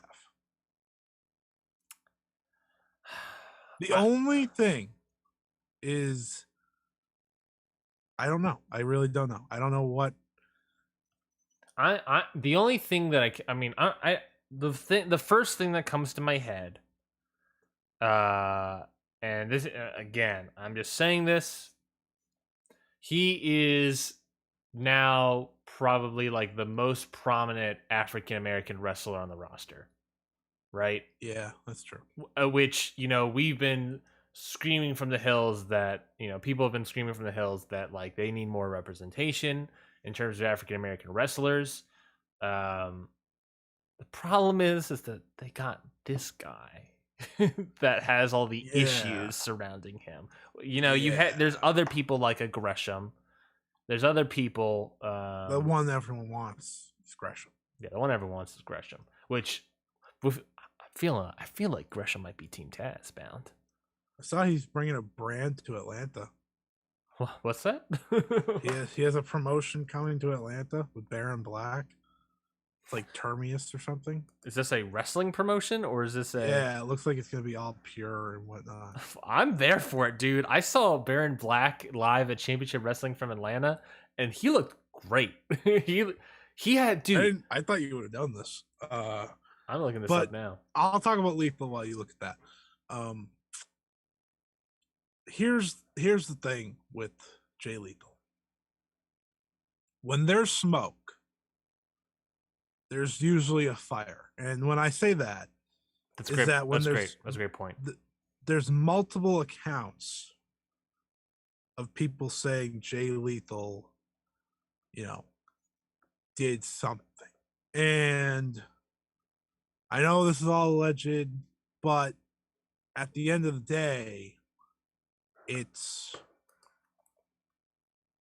there was just other people to sign. There's other people to bring in. And now you set a precedent that, I don't know, maybe you don't pay attention to the speaking out type stuff. And I know a lot of people were saying this is their attempt to see if they can bring in Marty Scurll. I don't think that is at all what they're doing. I really hope that's not what they're doing. If they wanted to bring him in, they would have brought him in. Yeah, they would have brought him in by now. Like, I don't think they're trying to feel it out with Jay Lethal. I think it's a very different situation. I think this is Ring of Honor went out of business. Jay Lethal's the biggest name they have, and Jay Lethal, went and got himself a contract. That's what I think this is. I just, when I first saw it was Lethal, I was like, oh, well, this makes sense. He's a big name. He's, solid wrestler. He's not the best in the world. He's not the worst in the world. Mm-hmm. He's a very solid wrestler, He's a Bobby Fish type. He is. And I think he's, probably a little bit better than Bobby Fish is now. Like, I don't know. It doesn't really matter. But he's definitely a Bobby Fish type of like, well, he's not really gonna, go win titles probably. Yeah. But it's another thing of, just of everyone that is on the free agent list today, and who is going to be on the free agent list in like February and stuff.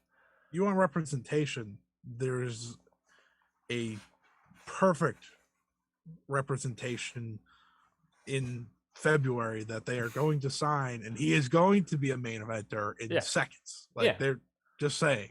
But I do agree there needs to be more. Like, we gave WWE flack for decades, right?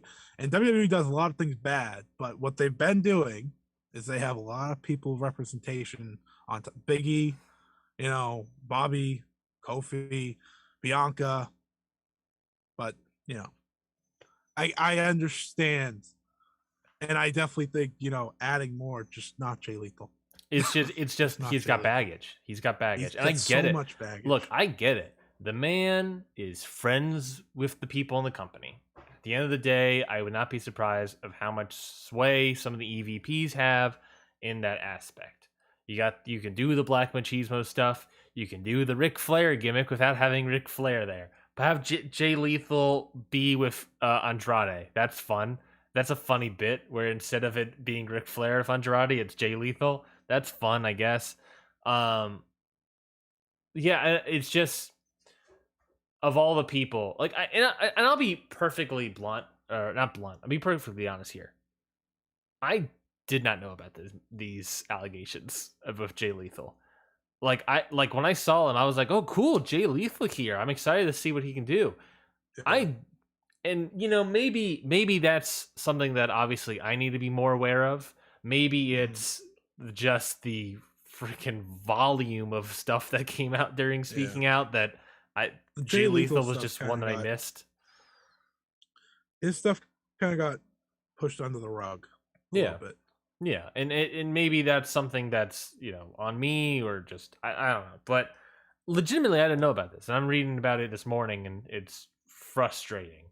Of course, these are all allegations. This is all allegedly. We don't know anything, and according to Sinclair, there was an investigation done and nothing was found. Yeah.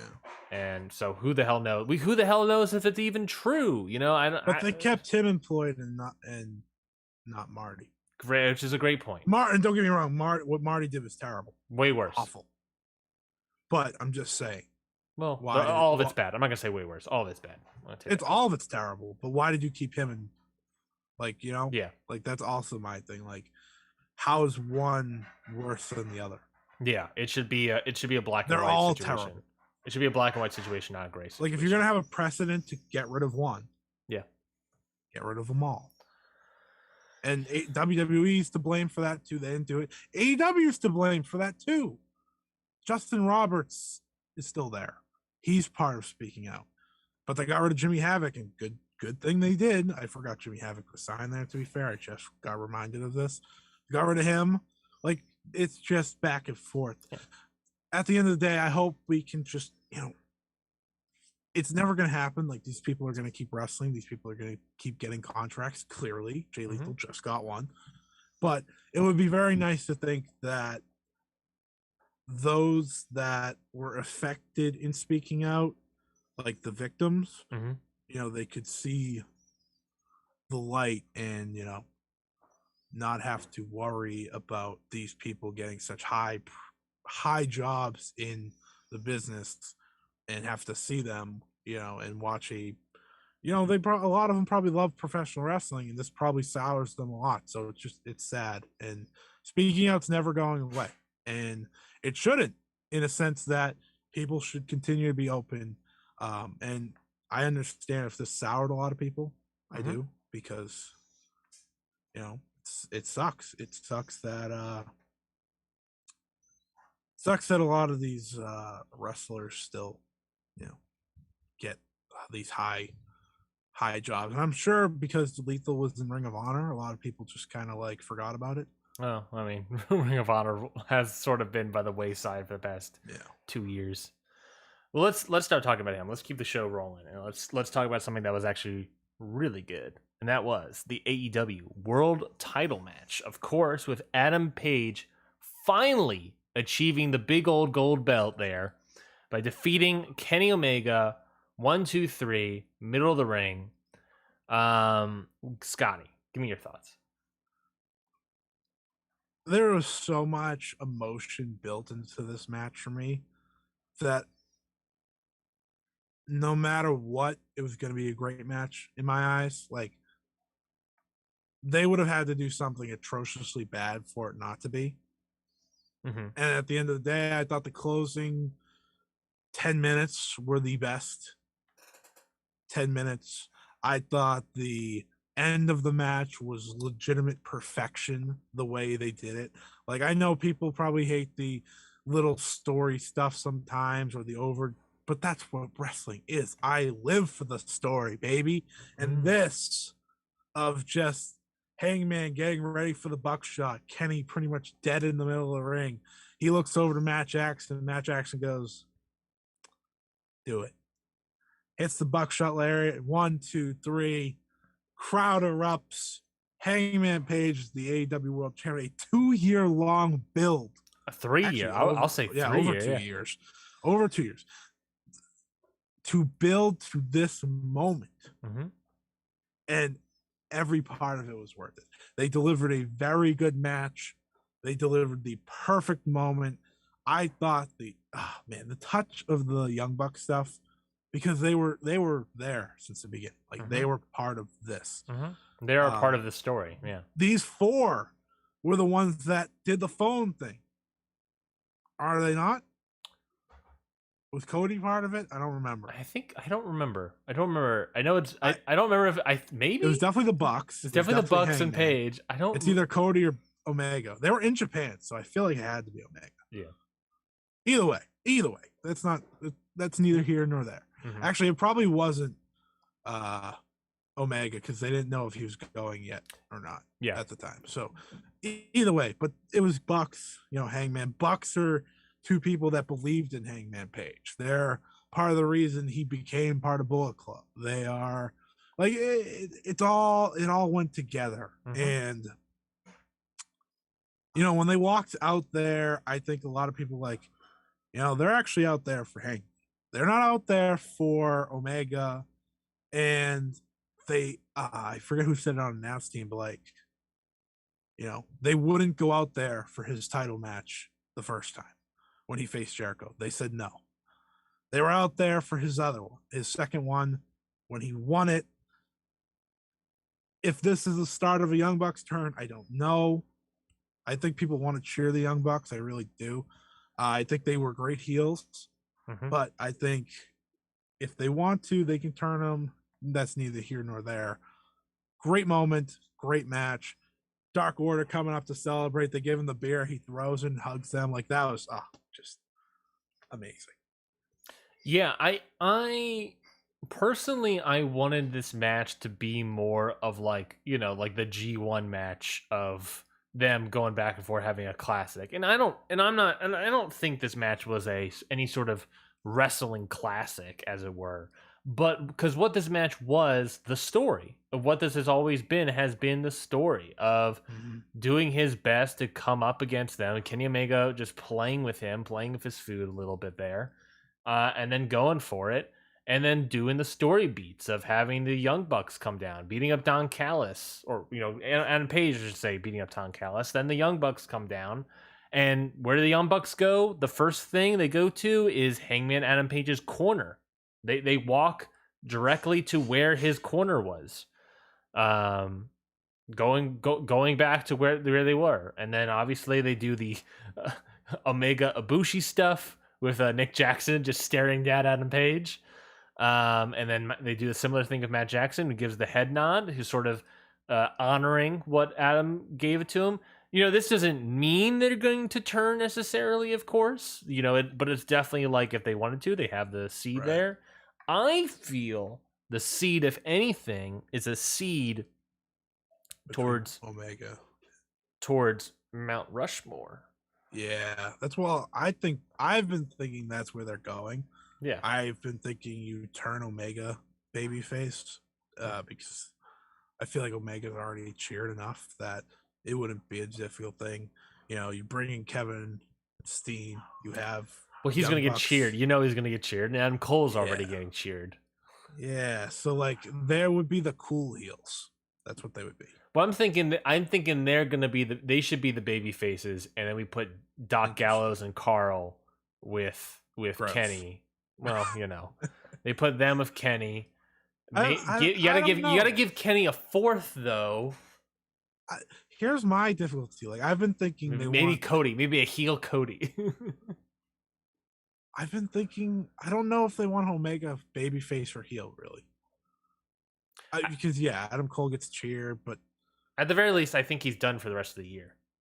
Yeah, he doesn't need to wrestle the rest of the year. I think he will be better off taking some time off because, we know he had injuries and nagging injuries, and he's kind of in that Okada state now. That Okada was at the beginning of the year of he has this terrible injury, but he's gonna keep going. Yeah. He's gonna lose his AAA belt soon, and then he can take off the rest of his time. Oh yeah, he has that Vikingo match in 2 weeks. Yeah, he's gonna, and they actually put in the main event, which is shocking for AAA. Wait, really? They put him in the main event? Yeah. Oh, 100%. Kenny Omega's losing that title. 100%. Well, I think Kenny's ready to just take a break. Take a couple months. He's earned it. And AEW, this is crazy to think that, all these years later, they'll be fine without Kenny Omega for a little bit. They will be perfectly fine. They have Hangman to lead the charge. And we've been talking about it this whole show. I know talking about the lethal stuff kind of brought down the mood a little bit, but they got it. They got the roster. This moment is way more important than the match. the moment probably like added starage to my rating without a doubt because like the match was fine, but And also to be fair though, the match, because I was it's thinking all about about it, story, baby. this match could easily been the first thought whenever I see something like this is maybe they're saving it for a second match. You know, that's always a possibility. Conversely, this quote unquote second match can just be the Bryan Danielson match and have that be the work rate classic for Adam Yep. Page. Because as we've seen with Bryan Danielson versus, you know, Nick Jackson. Nick Jackson, Anthony Bowens, Eddie Kingston, he can help elevate even some. I mean, a lot of these guys he's facing are really great, but even Anthony Bowens, you know, someone that is like, you know, not really known as like a work rate and like kind of great guy, and bring it up to like a really solid match. Yeah. Bryan Danielson can raise Adam Page and be a great first defense for Adam Page. And that match is going to be freaking great. I think Miro makes sense as like the I think it was like the Kenta defense where Naito wins the titles and then Kenta challenges him right after that. That'd been fine. But that's New Japan booking. We're an AEW booking, baby. They want to have wrestling on their screens, and you want Adam Page to look like a goddamn star. He should win that match and be I Bryan still Danielson. think Mox would have won. I also think Mox would have won. I think the ideal thing would have been Mox winning and then losing to Page. But I think having Danielson challenge now and having that maybe, I don't know if it's going to be the first match. I think there's potential that he could lose. Honestly, Adam Page could lose. I think I don't think it's every happening. match there'll be a chance. Like you'll have that like sort of doubt that he's Naito. Hangman will lose. Yeah, he is Naito. At the end of the day, Naito is the perfect. I think that was the example everyone used in terms of will they be too late? And you know, Tony Khan has rarely been too late on anything, if anything. So yeah. I was never really too worried, and I thought the video that they had before Page's entrance was really great. You know, he's going down the long road of failures to get to this match. I thought that was just, you know, people might have found it cheesy. I thought it was great. And then, you know, Omega just has this superstar entrance of like the dominant champion. But I think what I like so much about the match itself, before we, you know, talk about Battle in the Valley for like 15 minutes, because it wasn't like that big of a show or anything. I think the way the match was built of, you know, Kenny's hitting Hangman with everything, but Hangman just has an answer for everything. It wasn't Kenny, you know, Kenny was just getting outdone, outworked by Hangman Page. Hangman Page had the answers. Hangman Page did his work for this match. And at the end of the day, he walked out as champion. He didn't kick out of the one-winged angel like we expected he would. Instead, Kenny Omega was the one kicking out of the one-winged angel. Yes, which is fine because, you know, Kenny Omega doing it has more power, of course, because that's how that works. I always think about that when people like hit other people's finishers. I'm like, oh, well, you know, the other one, he does it with more something, more pizzazz, more oomph. Yeah, I'm happy they didn't waste the kick out. No offense to Hangman, I just think because they didn't need it. It goes more to the credence of they're saving it for another match. They're saving it for another match. I don't think Adam Page should ever kick it out. I pitched in the preview that he should do the Okada grab the ropes gimmick. I thought that would have been a good moment. Yeah, but like I definitely feel like we're going to a second match at some point. It's just a matter of when. It's just a matter of if and when. Yeah, I mean, could you imagine? I mean, if you want Danielson heel, crown him. If you really want him heel, I wouldn't do it, but you could do that if you really want him to. I mean, Planet's champion was one of my favorite runs WWE's had over like the last decade because Brian's just, you know, brilliant. Yeah, but yeah, Hangman, good for him. Can't wait. Can't wait for the hometown reaction on Wednesday night. Oh, it's Tomohiro Ishii, baby. He's gonna be on AEW Dynamite. Yeah, baby. Oh yeah, they also announced Orange Cassidy. If 4 years ago, no, imagine 4 years ago being like, hey, Orange Cassidy and Tomohiro Ishii are going to be not only teaming against each other, but in the same Chaos faction. Yeah, and they're gonna be teaming against these guys named the Butcher and the Blade. Did you see that the Butcher like took the week off from his tour just so he could wrestle Ishii? Perfect. I would do it. I would do that. It's his dream match. Yeah. I wouldn't do it. That sounds like it hurts. I don't care. That'd be awesome. Well, let's move on to New Japan Battle in the Valley. It was a super long review of Full Gear, but obviously we really enjoyed it. They only have 4 of these suckers a year, so I mean, I think we got to indulge ourselves a little bit. There's a reason they only have 4. It's because they're so freaking long. Oh my god! I was like, oh, I'm so tired. Let's talk about New Japan Battle in the Valley. Of course, this show out of San Jose, California, was originally scheduled to be alone this night, only going up against the Nick Gage Invitational, which, of course, congratulations to Alex Colon winning that one.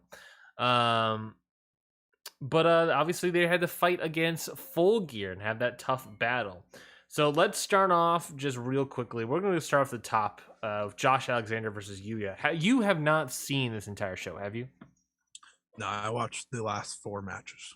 All right. I watched everything except the 10-man, so we'll skip that one. Because I was dumb, right? And I said to myself, you know what? Instead of waking up and just watching them before, I'm going to watch the last 4 matches live. Yeah. What an idiot. I don't blame you. It was an attempt at the very least. We start off the show with Josh Alexander versus Yuya Uemura. I thought this was a good match. Very matchup being good.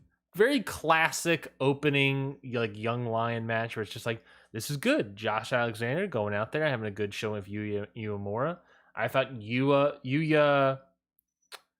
It's not. I don't know if he's necessarily getting better, but he's getting like more refined.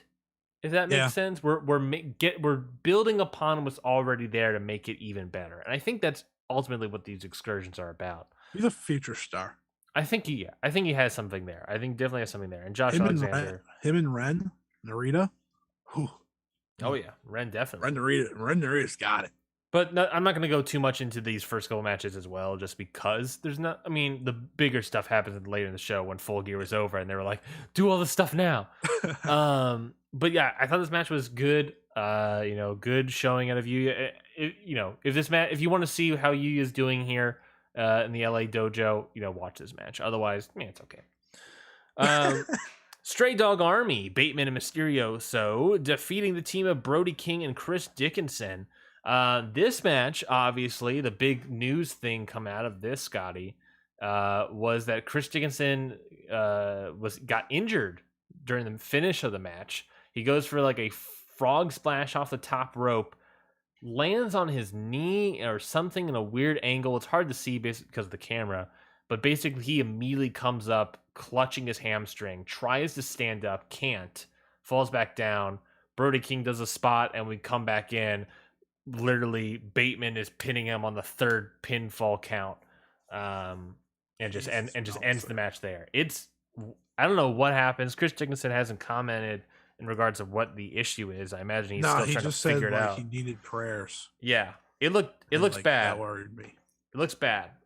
Chris Dickinson could be out if it's a hamstring tear or anything. Oof. He's gonna be out for a while. Many days. Otherwise, this match was good. A good solid match. I like how the way you finish it off all the time. It's like, yeah, it's fine. Otherwise, it's fine. You don't really need to watch it. No, you don't. I mean, I wouldn't watch. I probably never will. And that's okay. If I didn't watch it now, I'll watch Josh and Yuya though. I'm actually a little interested to see how Yuya did. Yeah, this match was like totally fine. I would say like watch it just if you're interested in seeing what happened with Chris Dickinson, but no big deal. I think this match was totally fine to good. 10-man tag match. I did not see it, but just reports I saw that people really thought that Fred Rosser and Tom Lawler were outstanding in this match. So good on them. I know Fred Rosser shaved his head.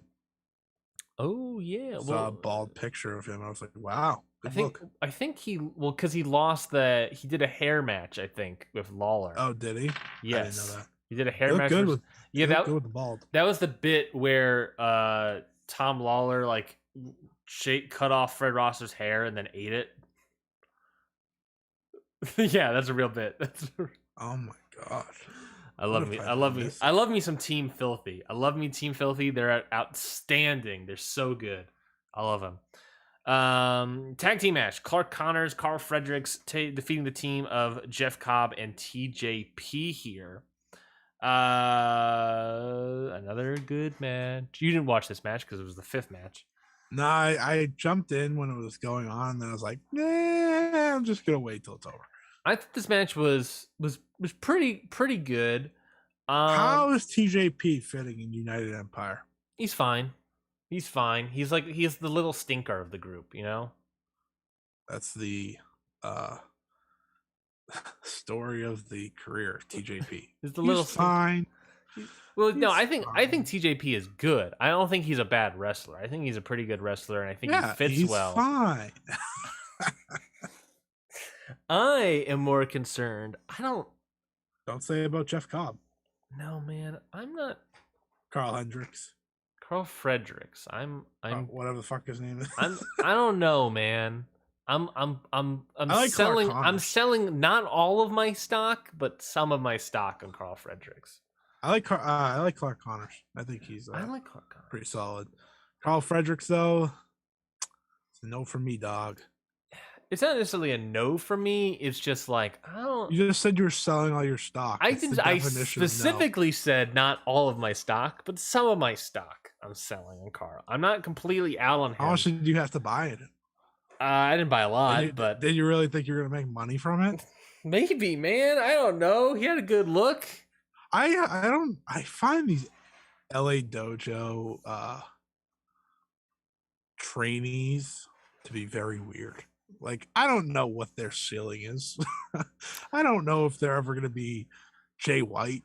No, I really don't. I don't think they'll come close. No. And I guess that's probably what they want, is like that to happen, but I don't see it happening. I think they're good first class, and then hopefully the second class is like, oh man, this is what these guys can do, and then it's like serves as advertising for the dojo, and then you know. I don't know, but I've seen 2 Carl Fredericks matches in the past week where I'm just like, I don't know, man. I saw him. He had a match. I told you about it. The Championship Wrestling from Atlanta. He had a match against AC Mack. I don't know. That's when the stock was starting to get sold, ladies and gentlemen. Sort of disappointing. Let's talk about the matches you've actually seen, Scotty. And that, of course, was Will Ospreay against Ren Narita. Seemingly never really confirmed or anything, where Will Ospreay was like wanting to put the title on the line. Yeah, wanted to put his fake belt on the line. But of course, according to Cage Match, he did not. I don't know if he ever got officialized or anything.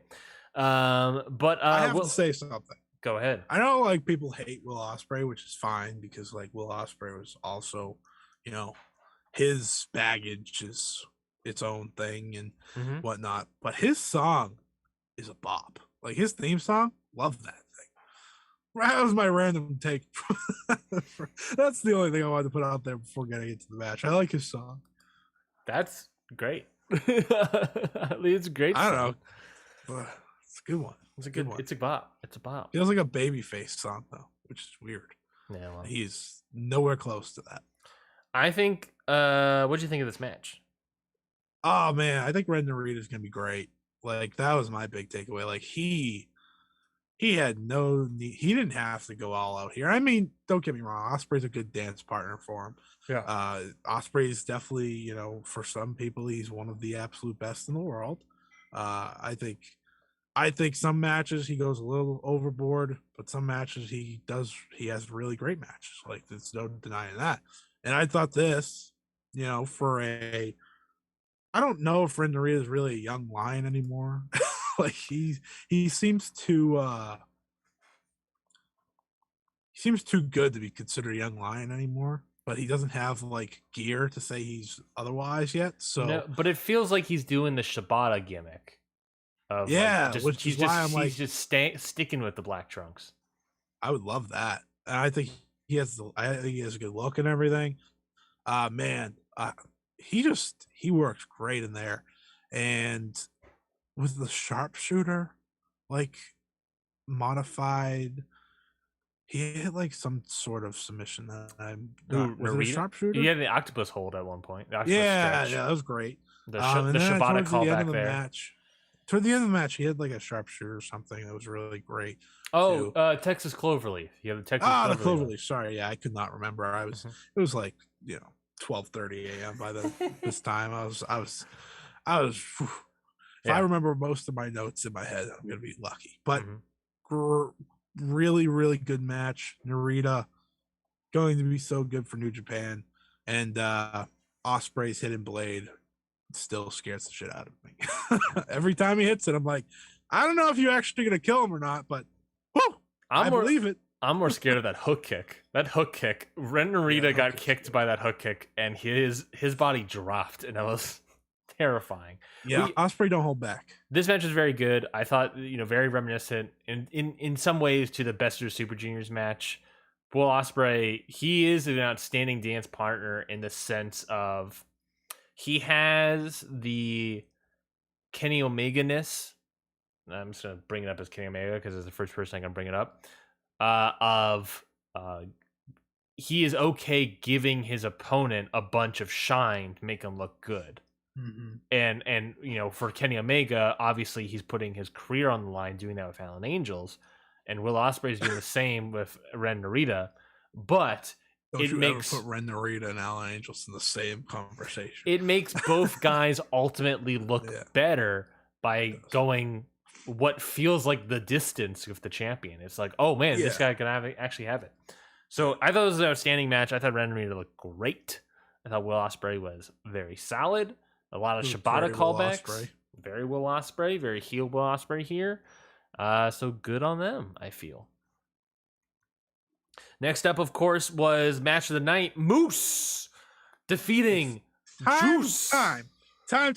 Did you say match of the night and then proceeded to say Moose versus Juice? Moose, Juice. It was not the match of the night. No, it was not. No, but it was good. It was a lot better than I expected. It was good. There was a couple botches there with that. It felt like Moose landed on his head on a Spanish fly. That's terrifying. Like I don't even like Moose, but it comes down to someone's health, and I instantly like, holy shit! I hope he's okay. Like that was terrifying. Yeah. I mean, he was able to land like, low and more on his back than anything. So I was like, okay, he's fine. Yeah. People forget that back in the day, Juice Robinson used to be a great G1 wrestler and was one of the fun stories to follow. Mm-hmm. Now he's just kind of there.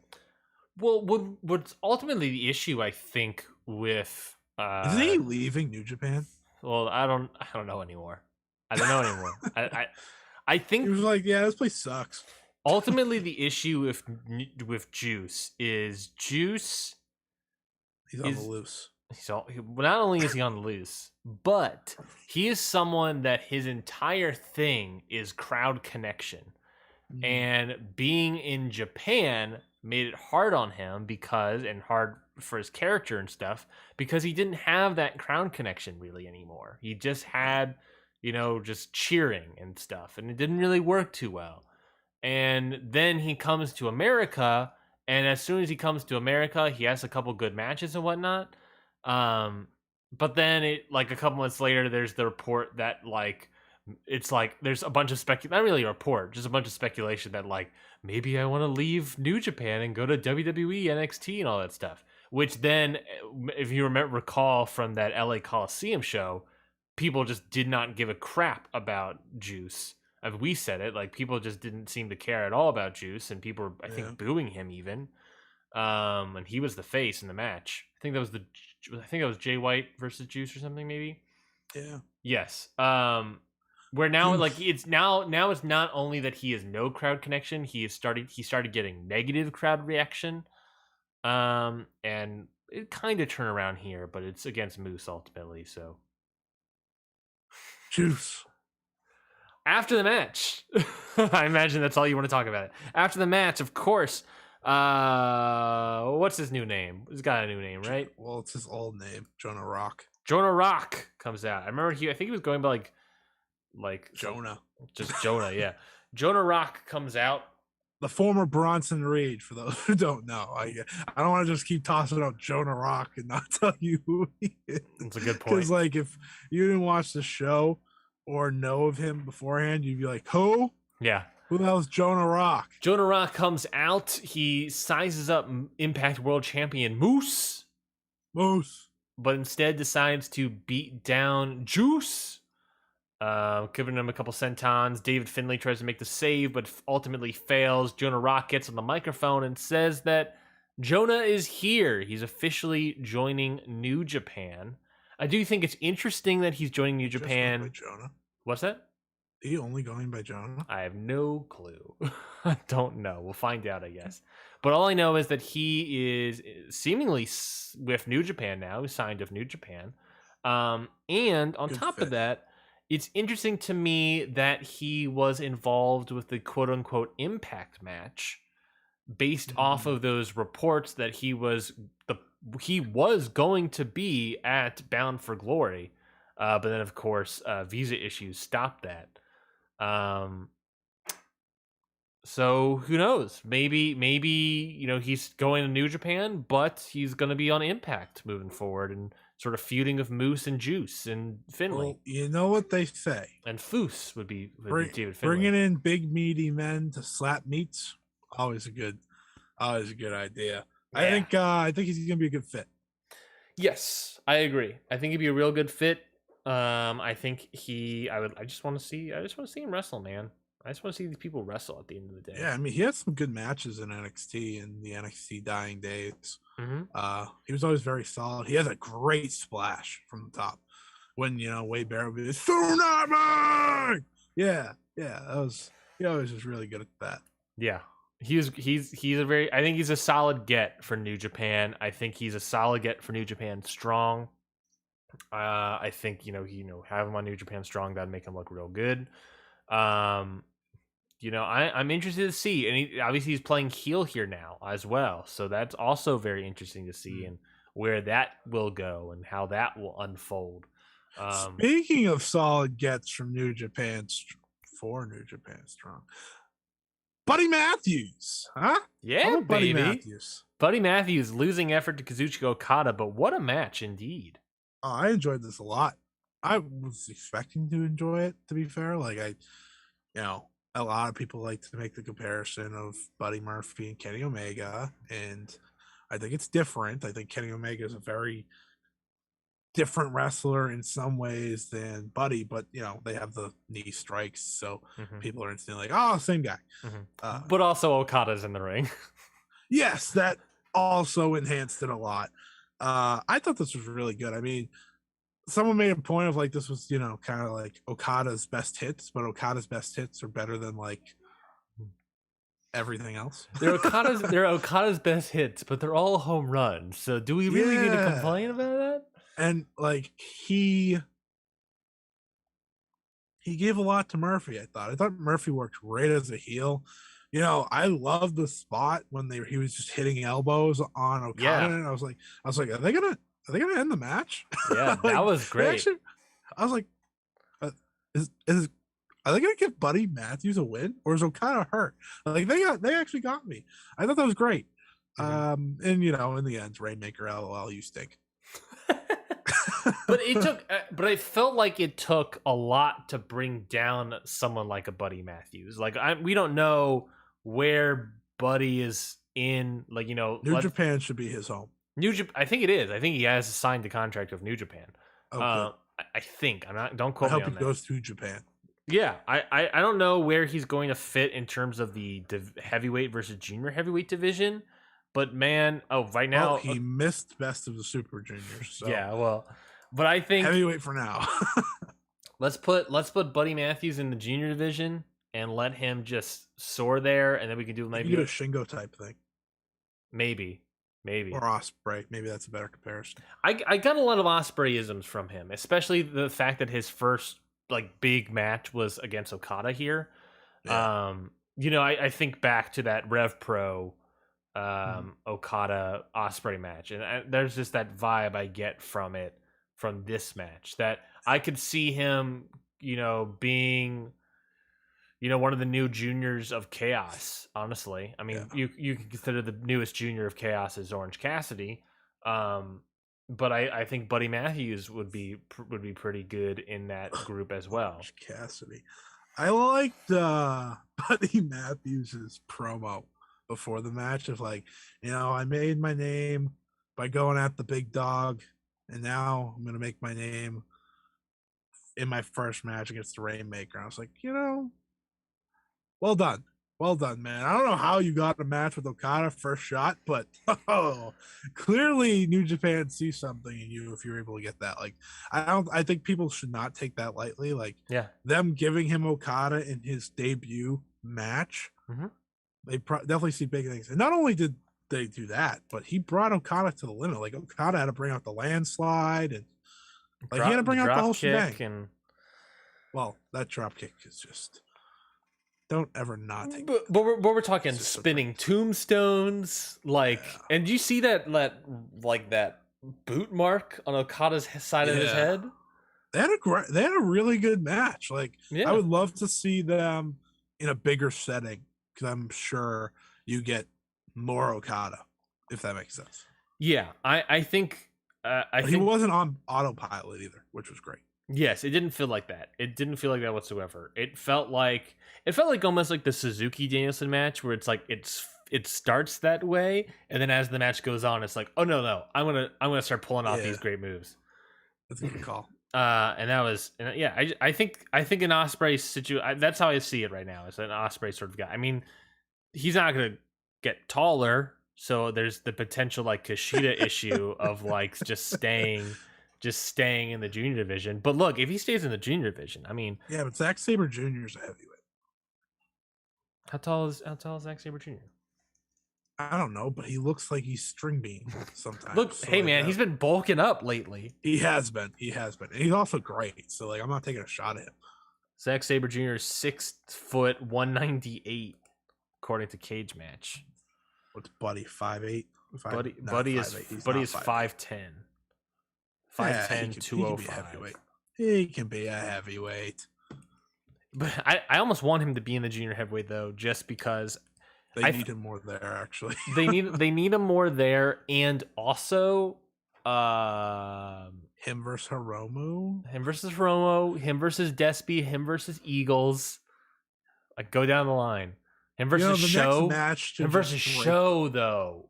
Ooh, and that's it. Show. And that's it. No, that's the entire division. Him and Despy. It's a callback to last week. Yeah, just thought about how Buddy Murphy versus Will Ospreay would probably break the internet. So, so that'll probably happen eventually. But I'm just really happy for Buddy Matthews. Yeah. I always liked his work in WWE. He has those great matches with Mustafa Ali from 205 Live of all places. Like, they just went all out. Man, Mustafa Ali and anywhere else besides WWE would be amazing, by the way. But yeah, good for him. New Japan should be his home long term. Completely agree. Like, I know a lot of people want him to go to AEW, but New Japan, like, he's a wrestler's wrestler. He's not as much. He doesn't do the mic stuff as much. He can, but I think he fits New Japan better right now. I think New Japan would be the next, if he eventually wants to get an AEW, I think New Japan is the next step for him. Granted, Buddy is 33, so that's gonna be, you don't have a lot of time, but still young, though. Spend a couple years in New Japan, and then you can easily jump over to AEW if you so choose. But I think you're right that New Japan's a better home. Yeah. Post match, of course, Ospreay comes out. Will Ospreay comes out, the real IWGP World Heavyweight Champion. I need to just point something out again. which I felt after, Shingo walked out and went in Okada's face. Mhm. God, their titles look like little bitches.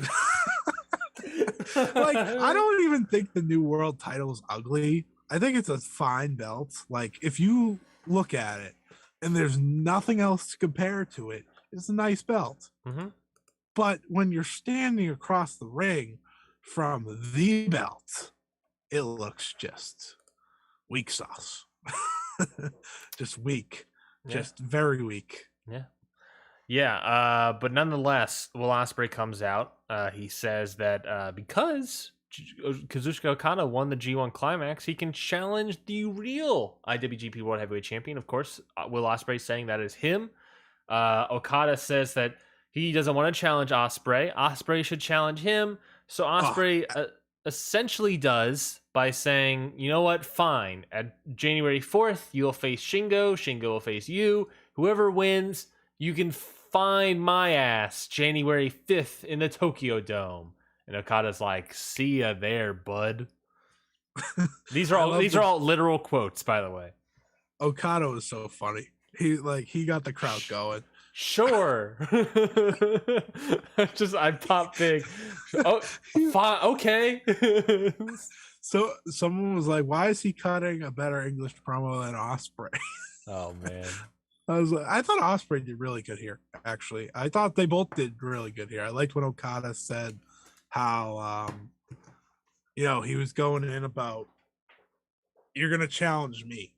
I thought that was great. Like, out of any, it makes Okada's not his belt, but it kind of makes that belt feel like it actually means something. And he's really been doing that angle for some time now. Like, since he won the G1, he's been making like it seem people are challenging him. Mm-hmm. He doesn't really care. And I just love this stuff between him and Ospreay. It's good to see that New Japan's starting to get their people back. Yeah. Quick note, just for the future of Japan events, Stardom was able to get 700 something people inside Korakuen. Like, it was a more full house than they've had in a long time. Mm-hmm. So we're getting there, people. We are getting there. Slowly but surely. Wrestle Kingdom time. It should be, almost there. Maybe they're going to be cheering by then. I just want to say, I think we're getting double Okada on. I think Shingo is going to be the odd man out, unfortunately. Yeah, I feel bad for Shingo because he does definitely feel like he is the odd man out in this situation. Of course, coming off a Battle in the Valley, it feels that way. But I don't know. It definitely has that weird thing of like, there's not a lot of juice between Ospreay Shingo, Okada Shingo. It feels. I don't know. I feel bad for the guy because they want to do Shingo Ospreay again. I know, but like the man put the company on his back all year because of all the situation. That's why I feel bad. It feels bad, man, and it's like this whole situation that Naito was like, I don't understand what's happening. Which, by the way, Naito caused all this nonsense to begin with. So what is he talking about? That was so funny. It's just like, why? I don't know. It's just. I feel New Japan's getting better though. Again, like they're starting to pick up a little bit steam, but I'm confusing. There's potential we're confusing that with steam towards Wrestle Kingdom. And it's like steam, the road to WrestleMania. It's like, well, WWE's not necessarily getting hotter; they're just doing more work to make sure it's better. They're putting a little care into it. Yeah. But it just feels like the reason I never like these like fake world title nonsense stuff is because someone always comes out not looking that great. Yeah. Like there's no way to make everyone look good. And I'm worried about Shingo. I don't think he's going to like lose anything or anything besides his title. But I don't know. I feel bad for Shingo. Well, Okada might be holding 3 belts at the end of Wrestle Kingdom. So. I hope he wins the IWGP World Heavyweight title, and then he comes out with both of them on January 5th, and then he leaves January 5th with the other one, and then Bryan Danielson comes out for the 8th, and then Bryan Danielson takes it all, unifies all the titles, so he's the IWGP World's Heavyweights champion.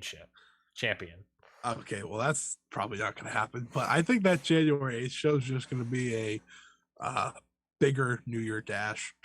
Like that's the feeling I'm getting. The more as we get closer, like they got their 2 main events. Awesome, Yeah. probably double Okada. And I've been saying, I think going back to Okada has been the smart move. Like I thought, you got to do a reset of sorts. You got to get the most trustworthy name back up there. Man, it sucks for Shingo. It sucks for Shingo. I think Shingo should have been that second night, honestly. I think Ospreay Okada should have been night 1. I agree. I mean, Shingo's the guy that the company is recognizing as the current real world champion. So why is he on night 1 against? I think it's just because it's January 4th, and that's what the contract is. So I think it just sucks. It just sucks for Shingo, and I don't know how I feel about that. But nonetheless, that was Battle in the Valley. Decent show. I think a decent show that was the main event. Oh shit! I did miss the main event. Tomohiro Ishii steamroll through it. Tomohiro Ishii defeating Jay White to become the new never openweight champion. Devastating. This is also a freaking job or one. Oh my god! I guess gonna stay with the gimmick, even if he's had like multiple matches. But did you like this match? I really enjoyed this match. I thought it was actually great. So, yeah. This news also is coming off of that weird ass Fightful interview that Jay White did, where he's like, "Oh yeah, I don't have that many years left in my contract, but also I could be lying." I don't think Jay's going back to Japan. That's kind of where I'm going to, is that with the title change here, I am concerned about Jay White coming back to Japan, the physical country. I don't know. It doesn't feel like it now anymore.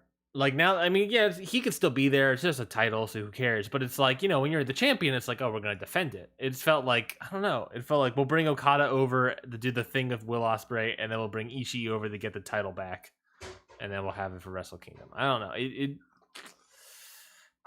I don't know what's up. I don't know what's up with Jay White. Going back for Wrestle Kingdom. Yeah. Is he ever going back? That is a great question. He's only 29 too. Like he is, if he was to become a free agent, he'd be the biggest free agent, because like you're gonna get another decade at least of him. Yeah. Like, don't get me wrong, Danielson, massive free agent, Punk, massive free agent, but they have closer limits. Like Jay White's still about to enter his prime. Yeah, he's like 5 years from his prime, like the stereotypical prime. Right. Like he's this good now. Imagine what he's like in 5 years from now. Yeah, the match was awesome, by the way. Match is really good. Match is really good. I miss the Jay White style with someone physical. Like the Jay White style with like, who'd he wrestle? Robbie Eagles was not great, because no offense, it was a mesh of styles that didn't work for me. Sometimes it doesn't work. No, but like we saw with Kota Ibushi this year. Well, that feels so long ago now. We saw it at Wrestle Kingdom. I know that's like one of your 5 stars of like very few this year. Like that, Jay White's style with the right opponent works. Yeah, and I thought it worked great here. Yeah. I just I'm worried though. I'm worried because like Jay White and New Japan Strong ain't the same. Well, dude. Will Ospreay has been in this country, and doesn't Will Ospreay feel as cold as ever? He does. The only thing that Will Ospreay, I don't even know what he's done. I think he had a great match with Amazing Red, I read, in like House of Glory on Friday. We'll get to the plugs. We'll get to matches of the week in a minute. Oh, I haven't watched it yet, but if that's your match of the week, then I can't wait. But like, yeah, he's cold. And I think New Japan Strong has a great unit, has a great nucleus of talent. But I don't think like someone like a Jay White is doing what he doesn't care as much there, because at the end of the day, he did in the Ishii match, and it's a big title match, but he's trained in the New Japan style of like, listen, these like house shows type things, I'm not going to go all out because I don't need to. Yeah, these tapings where I have to do like 3 matches or whatever. And I think in the US it's different. Like, I feel like the US fans expect that a lot more out of matches, if that makes sense. It's just like Sorry they're doing. If you hear my dog barking. No, yeah, no worries. It just feels like, I don't know. It just feels like the New Japan style of wrestling matches don't work in like a 1-hour period television show. No, yeah, you gotta get heated up for it. Yeah, it's about having this sort of these matches. So having, strong works because you're getting people paid and you're doing all this stuff and having a home for this talent. But at the end of the day, who's watching Strong? Who's buying tickets to Strong? They're not selling out anywhere. I would if I could. And what I should say. Voices of Wrestling brought this up, and I think it's a completely fair point. New Japan Strong is selling, and the new USA New Japan is selling as many tickets as GCW, which their point there is that's the difference between something that feels hot and cold. GCW feels like the hottest company that wrestling in the United States right now, barring AEW, whereas New Japan feels ice cold, but they're selling the same amount of tickets. Yeah. So at the end of the day, I think it's because they're doing bigger buildings. Who? New Japan. New Japan, like GCW is doing buildings where it feels more packed. I mean, we'll find out with Hammerstein, right? This is true. Which they've already started selling tickets. I had something to say. Oh, we're gonna do matches of the week, right? Never mind. Okay, well, do we have any other thoughts on Ishii, Jay White? Good on Ishii. Who is he going to challenge enjoyed now? That match. Like, that was probably my second favorite match of the night. As a collective 2 shows. Yeah. Yeah, this was really good. I think I enjoyed the Will Ospreay Ren Arena match a little bit more. I think that's fair. That's fair. I have to rewatch it because I jumped in a couple minutes late. But and it was like 2 a.m. for you. Yeah, it deserves a real viewing. Like, that's why I put in a rating and then I took it out because I was like, I need to see it. I actually watched all of Jay White and Ishii and then I fell immediately to sleep. Like, as soon as it ended, I was like, I'm not going to name for my match of the week. I'm not naming any matches from these 2 shows. Yeah, neither am I. Well, let's talk about that now. Let's do some plugs. Match of the week. I let me go get my mouse again. It died during that conversation, so it's now charging in the other room. All right, so I have to go get that. So give us some plugs. Give us some matches of the week. I'll give the match of the week when you get back because I would like you to hear it. Okay, that makes sense. All right, so plugs. You can follow me on Twitter at Scott E Wrestling. As always, you can check out my articles on lastwordonsports.com/pro wrestling, Voices of Wrestling, Fight Game Media, Daily DDT. I write for a lot of places. You can check out my Joshi podcast, Fight Game Media's Patreon, and all that jazz. Match of the week. Out of all the matches I have seen this week, not including Full Gear and Battle in the Valley, because we just talked for fucking ever about both of them. Yeah, again, apologies for another long ass episode. Yeah, we talked about one show for 2 hours and then added Battle in the Valley. My match of the week is Matt Sydal and Lee Moriarty versus Dante Martin and Leo Rush. Fucking love this match. This was awesome. Like, this is one of those TV matches that I was like, this is actually going to get a great rating for me because, oh my God, Dante Martin, incredible. Leo Rush, that man does things that no one else can do. Like, his stop and go. I love Leo Rush. I always have. And I'm just so happy. He seems to be in a good, I know his was it his grandmother that passed this week? Yes. Sending best wishes to him, and I know that's that's a tough situation, but as a wrestler, he's in a good place. And him and Dante Martin, Just give me more. We're getting more this week. They're fighting. Aren't they fighting Team Taz? I can look that up. No, they're fighting the Acclaimed. They're fighting the Acclaimed. Yes, the Acclaimed, which should be fun. But Matt Sydal showed out, and Lee Moriarty, man, this dude, like at the end of the year, when we look at signings, in like 5 years, this could be potentially their biggest signing of the year in terms of long term, because he's a main event player long term. Like this guy is so good already. He does need some seasoning still. Don't get me wrong. I don't think I've never heard him cut a promo, so I really truly don't know if he can cut a promo. But in the ring already, man, he's great. Learning from Matt Sydal, not bad. Mm-hmm. We saw what it does with for Dante. Yeah, and like kayfabe. I don't know if it's kayfabe. Dante's just fucking incredible, dude. Yeah, like they are. Here's the rocket. They have strapped it to Dante Martin, and I kind of love it because it's a slow build that feels fast because they're like going out of their way to feature him. Mm-hmm. But I hope this Lio Rush story is told in full because I think it's special for him, and I think it's great for Lio being a mentor at the age of 27. People forget Lio Rush is very young. Yeah, he it feels like he's seen everything from him, but he is still not even 30 yet. He's so good. It feels like he's been wrestling forever, and he's 27. I've never seen someone wrestle like Lio Rush. He's been wrestling since 2014. Like the way he 2014. Oh my god. He's been wrestling for since he was 19 practically. Like the way he stops and goes in the ring at full speed is incredible. And he's not even a high flyer. I think people